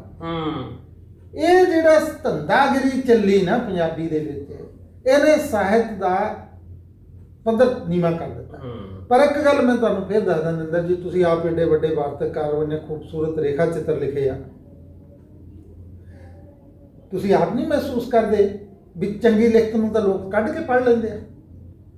ਮੈਂ ਤੁਹਾਡੀ ਵਡਿਆਈ ਨਹੀਂ ਕਰ ਰਿਹਾ, ਤੁਸੀਂ ਮੈਨੂੰ ਇਹ ਦੱਸੋ ਵੀ ਤੁਹਾਡੀ ਮੈਸਾਂ ਜੱਜਦਾਰ ਗਲੀ, ਠੀਕ ਹੈ, ਭਾਰਤੀ ਕਿੰਨੀਆਂ ਭਾਸ਼ਾਵਾਂ ਚ ਹੋਈ ਹੈ? ਬਿਲਕੁਲ ਠੀਕ ਹੈ, ਦਰਜਨ ਤੋਂ ਵਧੇਰੇ। ਜੇ ਤੁਸੀਂ ਜਗਾੜ ਲਾਉਣਾ ਹੁੰਦਾ ਹਿੰਦੀ ਚ ਕਰਾ ਲੈਂਦੇ, ਉਦੋਂ ਬਾਅਦ ਕਹਿੰਦੇ ਸੀ ਨਹੀਂ ਜਾਣੀ ਸੀ। ਬਿਲਕੁਲ ਚੰਗੀ ਚੀਜ਼ ਅੱਜ ਵੀ ਪੜ੍ਹੀ ਜਾਂਦੀ ਹੈ, ਅੱਜ ਵੀ ਵਿਕਦੀ ਹੈ, ਅੱਜ ਵੀ ਛਪਦੀ ਹੈ, ਅੱਜ ਵੀ ਰਾਇਲਟੀ ਮਿਲਦੀ ਹੈ ਉਸ ਵੇਲੇ। ਇਸ ਕਰਕੇ ਇਹ ਨਹੀਂ ਮੈਂ ਕਹਿ ਰਿਹਾ ਵੀ ਚੰਗੀ ਚੀਜ਼ ਦਾ ਮੁੱਲ ਨਹੀਂ ਪੈ ਰਿਹਾ, ਉਹ ਪੈ ਰਿਹਾ। ਪ੍ਰਕਾਸ਼ਕ ਹੁਣ ਕੋਈ ਦੌਰ ਸੀ ਜਦੋਂ ਪ੍ਰਕਾਸ਼ਕ ਲੇਖਕ ਦੀ ਕਿਤਾਬ ਛਾਪ ਕੇ ਖੁਸ਼ ਹੁੰਦਾ ਸੀ, ਹੁਣ ਰੋਂਦਾ ਨਾਲੇ ਪੈਸੇ ਲੈ ਲੈਂਦਾ। ਉਹ ਹੁਣ ਉਨੀਆਂ ਛਾਪ ਕੇ ਲੇਖਕ ਨੂੰ ਇਸ ਲਈ ਦੇ ਦਿੰਦਾ ਵੀ ਆਹ ਲੈ ਤਾਂ ਕਿ ਮੈਂ ਇਹਨੂੰ ਰੱਖੂੰਗਾ, ਮੈਨੂੰ ਕਿਰਾਇਆ ਪਊਗਾ ਜਿੱਥੇ ਮੈਂ ਰੱਖੂੰਗਾ, ਮੈਂ ਕਿਉਂ ਕਿਸੇ ਦਾ ਕਿਰਾਇਆ ਲਵਾਂਗਾ, ਵਿਕਣਾ ਇਹ ਨਹੀਂ। ਪਹਿਲਾਂ ਮੈਂ ਘਰੇ ਮੰਜਾ ਡਾਉਣ ਨੂੰ ਥਾਂ ਨਹੀਂ, ਉੱਥੇ ਕਾਠ ਮਾਰਾਂ। ਬਿਲਕੁਲ, ਇਹ ਤਾਂ ਇਹ ਸਥਿਤੀ ਹੈ ਜਿਹੜੀ ਪੁਰਸਕਾਰ ਵਾਲੀ ਆ। ਇਹ ਇੰਨੀ ਹਾਸੋਹੀਣੀ ਸਥਿਤੀ ਹੈ, ਬਹੁਤ ਉਲਝ ਗਈ। ਅੱਜ ਲੇਖਕ ਵੀ ਇਹ ਸਮਝਦਾ, ਵਾਰਿਸ ਸਿੱਖ ਥਾਂ ਲਿਖਦਾ ਨਾ ਵੀ ਜੋ ਮਾਰ ਗਿਆ ਨਾਥ ਦਾ ਚੇਲਾ। ਵਾਹ। ਅੱਜ ਦਾ ਜਿਹੜਾ ਪੁਰਸਕਾਰ ਹਥਿਆ ਗਿਆ ਨਾ, ਉਹ ਨਾਥ ਦਾ ਚੇਲਾ, ਜਾਣੀ ਉਹੀ ਸਾਹਿਤਕਾਰ ਆ। ਉਹਨੂੰ ਇਹ ਲੱਗਦਾ ਵੀ ਪੁਰਸਕਾਰ ਮੈਨੂੰ ਨਾਲ ਮੈਂ ਬਹੁਤ ਵੱਡਾ ਸਾਹਿਤਕਾਰ ਹੋ ਗਿਆ, ਬਹੁਤ ਵੱਡੇ ਭੁਲੇਖੇ ਆ। ਬਾਬਾ ਬਲਵੰਤ ਨੂੰ ਕਿਹਨੇ ਨਾਮ ਦਿੱਤਾ? ਪੁੱਛਿਆ ਹੀ ਨਹੀਂ ਜੀ। ਦਵਿੰਦਰ ਸਤਿਆਰਥੀ ਨੂੰ ਕਿਹਨੇ ਨਾਮ ਦਿੱਤਾ? ਮੈਂ ਨਾ ਜਮਾਂ ਹੀ ਨਹੀਂ ਪੁੱਛਿਆ। ਗਿਆਨੀ ਗੁਰਦਿੱਤ ਸਿੰਘ ਨੂੰ ਕਿਹਨੇ ਦਿੱਤਾ? ਉਹਨਾਂ ਦੀਆਂ ਤਾਂ ਕਿਤਾਬਾਂ ਅੱਜ ਵੀ ਕੱਢ ਕੇ ਪੜ੍ਹੀਆਂ ਜਾਂਦੀਆਂ। ਗਿਆਨੀ ਜੀ ਦੀ ਪੁਸਤਕ ਘਰਾਂ ਦਾ ਸ਼ਿੰਗਾਰ ਬਣੀ ਮੇਰਾ ਪਿੰਡ, ਯੂਨੈਸਕੋ ਚ ਪੁਰਸਕਾਰ ਮਿਲ ਗਿਆ। ਜਦੋਂ ਭਾਸ਼ਾ ਵਿਭਾਗ ਦਾ ਸ਼੍ਰੋਮਣੀ ਪੁਰਸਕਾਰ ਦੇਣ ਲੱਗੇ, ਮੈਂ ਉਦੋਂ ਬੋਰਡ 'ਚ ਮੈਂਬਰ ਸੀ ਸਰਕਾਰ ਦੇ ਜੀ। ਆਨਾਕਾਨੀ ਕਰਨ ਦੇਣ ਨਾ, ਫਿਰ ਉੱਥੇ ਰੌਲਾ ਪਾਇਆ ਵੀ ਯਾਰ ਉਹ ਬੰਦੇ ਦੀ ਐਡੀ ਮਕਬੂਲ ਕਿਤਾਬ, ਐਡਾ ਵੱਡਾ ਨਾਮ ਉਹਨੂੰ ਮਿਲ ਚੁੱਕਾ ਤੇ ਤੁਸੀਂ ਪੰਜਾਬ ਵਾਲੇ ਉਹਦੇ ਤੇ ਉਹ ਕਰ ਰਹੇ ਹੋ। ਇਹ ਗੱਲ ਬਿਲਕੁਲ ਠੀਕ ਹੈ ਨਾ। ਸੋ ਉਹ ਲੇਖਕ, ਵੱਡੇ ਲੇਖਕ ਨੇ ਅੱਜ ਵੀ ਬਿਨਾਂ ਨਾਮ ਤੋਂ ਪੰਜਾਬੀ 'ਚ ਬਹੁਤ ਇਸ ਕਿਸਮ ਦੀ ਉਹ ਬਹੁਤ ਸਾਰੇ ਦੋਸਤ ਜਾਣਦੇ ਵੀ, ਮੈਂ ਉਹਨੂੰ ਨਾਂ ਵੀ ਖਿਲਾਰਾਂ। ਪਿਛਲੇ ਸਮੇਂ 'ਚ ਬਹੁਤ ਸਾਰੇ ਲੇਖਕਾਂ ਨੇ ਨਾਮ ਵਾਪਸ ਕੀਤੇ, ਬੜੀ ਚੰਗੀ ਗੱਲ ਹੋਈ। ਪ੍ਰਗਟਾਵੇ ਦੀ ਆਜ਼ਾਦੀ ਦੇ ਮਸਲੇ 'ਚ ਮੈਂ ਨਹੀਂ ਕਹਿ ਰਿਹਾ, ਪਰ ਕੁਝ ਲੇਖਕ ਇਨਾਮ ਮੋੜ ਕੇ ਵੱਡੇ ਹੋਏ, ਇਨਾਮ ਲੈ ਕੇ ਵੱਡੇ ਨਹੀਂ ਸੀ ਹੋਏ। ਮੋੜ ਕੇ ਵੱਡੇ ਹੋਏ ਔਰ ਉਹਨਾਂ ਨੂੰ ਅੱਜ ਵੀ ਲੋਕਾਂ ਨੇ ਸਤਿਕਾਰ ਰੱਖਿਆ ਹੋਇਆ। ਬਿਲਕੁਲ ਠੀਕ ਹੈ ਨਾ। ਗੁਰਬਚਨ ਭੁੱਲਰ ਵਰਗੇ ਲੋਕ, ਹੋਰ ਏਡੇ ਵੱਡੇ ਲੋਕ ਜਿਨ੍ਹਾਂ ਨੂੰ ਲੋਕ ਬਿਨਾਂ ਨਾਮ ਤੋਂ ਵੀ ਇੰਨੇ ਪਿਆਰ ਤੇ ਸਤਿਕਾਰ ਕਰਦੇ, ਪਰ ਜਿਨ੍ਹਾਂ ਦੇ ਵਿੱਚੋਂ ਕਈ, ਮੈਂ ਪੰਜਾਬੀ ਦੀ ਨਹੀਂ, ਮੈਂ ਹਿੰਦੁਸਤਾਨ ਦੀਆਂ ਸਾਰੀਆਂ ਭਾਸ਼ਾਵਾਂ ਦੀ ਗੱਲ ਕਰਦਾ, ਕਈਆਂ ਨੇ ਜਗਾੜ ਲਾ ਕੇ ਲਏ ਹੋਏ ਸੀ। ਉਹ ਜਗਾੜ ਲਾ ਕੇ ਲੈਣ ਨਾਲ ਤਾਂ ਵੱਡੇ ਨਾ ਹੋਏ, ਉਹ ਮੋੜਨ ਵੇਲੇ ਅਜੇ ਉਹਨਾਂ ਦਾ ਮੁੱਲ ਪੈ ਗਿਆ ਵੀ। ਸੋ ਇਸ ਕਰਕੇ ਤੁਸੀਂ ਕੋਈ ਵੀ ਇਨਾਮ ਦੇਖੋਗੇ, ਤੁਸੀਂ ਆਪ ਭਾਸ਼ਾ ਵਿਭਾਗ ਦੇ ਸਲਾਹਕਾਰ ਬੋਰਡ ਦੇ ਮੈਂਬਰ ਰਹੇ ਆ, ਹੁਣੇ ਇੱਕ ਘਟਨਾ ਸੁਣਾਈ ਹੈ, ਇਹੋ ਜਿਹੇ ਤੁਹਾਡੇ ਕੋਲ ਕਿੰਨੇ ਐਕਸਪੀਰੀਅੰਸ ਹੋਣਗੇ? ਬਹੁਤ ਨੇ। ਮੇਰੇ ਕੋਲ ਐਸੇ ਐਕਸਪੀਰੀਅੰਸ ਨੇ, ਮੈਂ ਨਹੀਂ ਲੇਖਕਾਂ ਨੂੰ ਮਤਲਬ ਇਸ ਤਰ੍ਹਾਂ ਨਾ ਕਰਨਾ ਚਾਹੁੰਦਾ ਬਈ ਮੈਨੂੰ ਵੀ ਆਹ ਬੰਦਾ ਸਿਰਫ ਤੁਹਾਡੇ ਕਹਿਣ ਉੱਤੇ ਹੀ ਕੰਮ ਕਰਦਾ, ਵਾਹ, ਤੁਸੀਂ ਉਹਨੂੰ ਮੇਰਾ ਨਾਂ ਰეკਮੈਂਡ ਕਰੋ। ਮੈਂ ਉਹਨੂੰ ਇੱਕ ਬੰਦੇ ਨੇ ਕਿਹਾ ਵੀ ਗੱਲ ਤਾਂ ਤੇਰੀ ਠੀਕ ਹੈ, ਤੇਰਾ ਮੈਨੂੰ ਨਾਂ ਰეკਮੈਂਡ ਕਰਨਾ ਚਾਹੀਦਾ, ਪਰ ਮੈਂ ਬੋਰਡ 'ਚ ਨਹੀਂ ਆ। ਇੱਕ ਤਾਂ ਗੱਲ ਇਹ ਹੈ। ਨੰਬਰ 2, ਜੇ ਤੂੰ ਖੜਾ ਨਾ ਦੇਖ, ਬੈਠਾ ਨਾ ਦੇਖਿਆ, ਖੜਾ ਨਹੀਂ ਦਿਖਣਾ। ਵੱਡੀ ਗੱਲ, ਤੇਰੀ ਲਿਖਤ 'ਚ ਜਾਣੋ, ਤੇਰੇ ਲਈ ਪਰਾਏ ਲੋਕ ਲੜਨਗੇ, ਤੇਰੀ ਕਲਮ ਨੇ ਤੈਨੂੰ ਵੱਡਾ ਬਣਾਉਣਾ। ਠੀਕ ਹੈ। ਇੱਕ ਤਾਂ ਦੂਜੀ ਗੱਲ ਇਹ ਕਿ ਸਲਾਹਕਾਰ ਬੋਰਡ ਹੋਣ ਜਾਂ ਜੂਰੀ ਦੇ ਮੈਂਬਰ ਹੋਣ, ਉਹ ਇੰਨੇ ਜਗਾੜਾਂ ਦੇ ਵਿੱਚ ਪਏ ਆ, ਉਹ ਇਹ ਘਰੋਂ ਹੀ ਫਿੱਟ ਕਰਕੇ ਲੈ ਜਾਂਦੇ ਵੀ ਇਹਨੂੰ ਦਬਾਉਣਾ, ਇਹ ਮੇਰਾ ਬੰਦਾ, ਇਹ ਤੇਰਾ। ਬਿਲਕੁਲ, ਵੱਡੀਆਂ ਸੰਸਥਾਵਾਂ ਦੇ ਆ, ਮੈਂ ਅੰਦਰਲੀਆਂ ਗੱਲਾਂ ਦੱਸ ਸਕਦਾ ਜਿਹਦੇ ਵਿੱਚ ਜੋਰੀ ਵੀ ਮਨਮਰਜ਼ੀ ਨਾਲ ਬਣਾਈ ਜਾਂਦੀ ਆ, ਸਲਾਹਕਾਰ ਬੋਰਡ ਵੀ ਮਨਮਰਜ਼ੀ ਨਾਲ ਬਣਾਏ ਜਾਂਦੇ ਆ, ਫਿਰ ਉੱਥੇ ਬੰਦਿਆਂ ਨੂੰ ਆਪਣੇ ਨੂੰ ਇਨਾਮ ਦਿਵਾਇਆ ਜਾਂਦਾ। ਇਸ ਕਰਕੇ ਜੈਨੂਅਨ ਲੇਖਕ ਆ ਜਿਹੜੇ, ਉਹ ਇਨਾਮ ਤੋਂ ਵਾਂਝੇ ਰਹਿ ਜਾਂਦੇ ਆ। ਇਦਾਂ ਦੀ ਮੇਰੇ ਕੋਲੇ 50 ਬੰਦਿਆਂ ਦੀ ਲਿਸਟ ਆ ਜਿਹੜੇ ਬੰਦਿਆਂ ਨੂੰ ਪੁਰਸਕਾਰ ਮਿਲਣੇ ਚਾਹੀਦੇ ਸੀ ਔਰ ਉਹ ਜਹਾਨੋਂ ਤੁਰ ਗਏ। ਬਿਲਕੁਲ, ਮਾਫ ਕਰਨਾ, ਭਾਸ਼ਾ ਵਿਭਾਗ ਦਾ ਸਲਾਹਕਾਰ ਬੋਰਡ ਆ, ਮੈਂ ਕਹਿੰਦਾ ਇਹ ਭੰਗ ਕਰ ਦੇਣਾ ਚਾਹੀਦਾ। ਤੁਸੀਂ ਆਪਣੇ ਵੱਲੋਂ ਕੋਈ ਇੱਕ ਲਿਸਟ ਬਣਾਓ, ਉਹ ਲਿਸਟ ਬਣਾ ਕੇ ਲੇਖਕਾਂ ਲੋਕਾਂ ਨੂੰ ਭੇਜੋ ਬਈ ਤੁਸੀਂ ਕਿਹੜੇ ਬੰਦੇ ਨੂੰ ਇਨਾਮ ਦੇਣਾ ਚਾਹੁੰਦੇ ਤੇ ਕਿਉਂ ਦੇਣਾ ਚਾਹੁੰਦੇ, ਲੋਕਾਂ 'ਚੋਂ ਚੁਣੋ, ਲੋਕ ਚੁਣਨ, ਫਿਰ ਦੇ ਦਿਓ ਇਨਾਮ। ਬਿਲਕੁਲ ਠੀਕ ਹੈ। ਤਾਂ ਡਾਕਟਰ ਸਾਹਿਬ, ਵਕਤ ਇਜਾਜ਼ਤ ਨਹੀਂ ਦੇ ਰਿਹਾ ਤੇ ਗੱਲਾਂ ਬਾਤਾਂ ਬੜੀਆਂ ਪਿਆਰੀਆਂ ਲੱਗੀਆਂ ਔਰ ਕਈਆਂ ਨੂੰ ਕੌੜੀਆਂ ਵੀ ਲੱਗਣਗੀਆਂ। ਦੋਸਤੋ, ਗੰਭੀਰਤਾ ਨਾਲ ਸੋਚਿਓ, ਜਿਹੜੀ ਕੌੜੀ ਚੀਜ਼ ਹੁੰਦੀ ਹੈ ਉਹ ਸ਼ੁੱਧ ਵੀ ਹੁੰਦੀ ਹੈ ਤੇ ਸਦੀਵੀ ਵੀ ਹੁੰਦੀ ਹੈ। ਸੋ ਇਸ ਕਰਕੇ ਡਾਕਟਰ ਸਰਬਜੀਤ ਹੋਰਾਂ ਦੇ ਨਾਲ ਕੀਤੀ ਗਈ ਗੱਲਬਾਤ ਕੋਲ ਬਹਿ ਕੇ ਸੁਣ ਸੱਜਣਾ ਪ੍ਰੋਗਰਾਮ 'ਚ ਤੁਸੀਂ ਸੁਣੀ ਹੈ।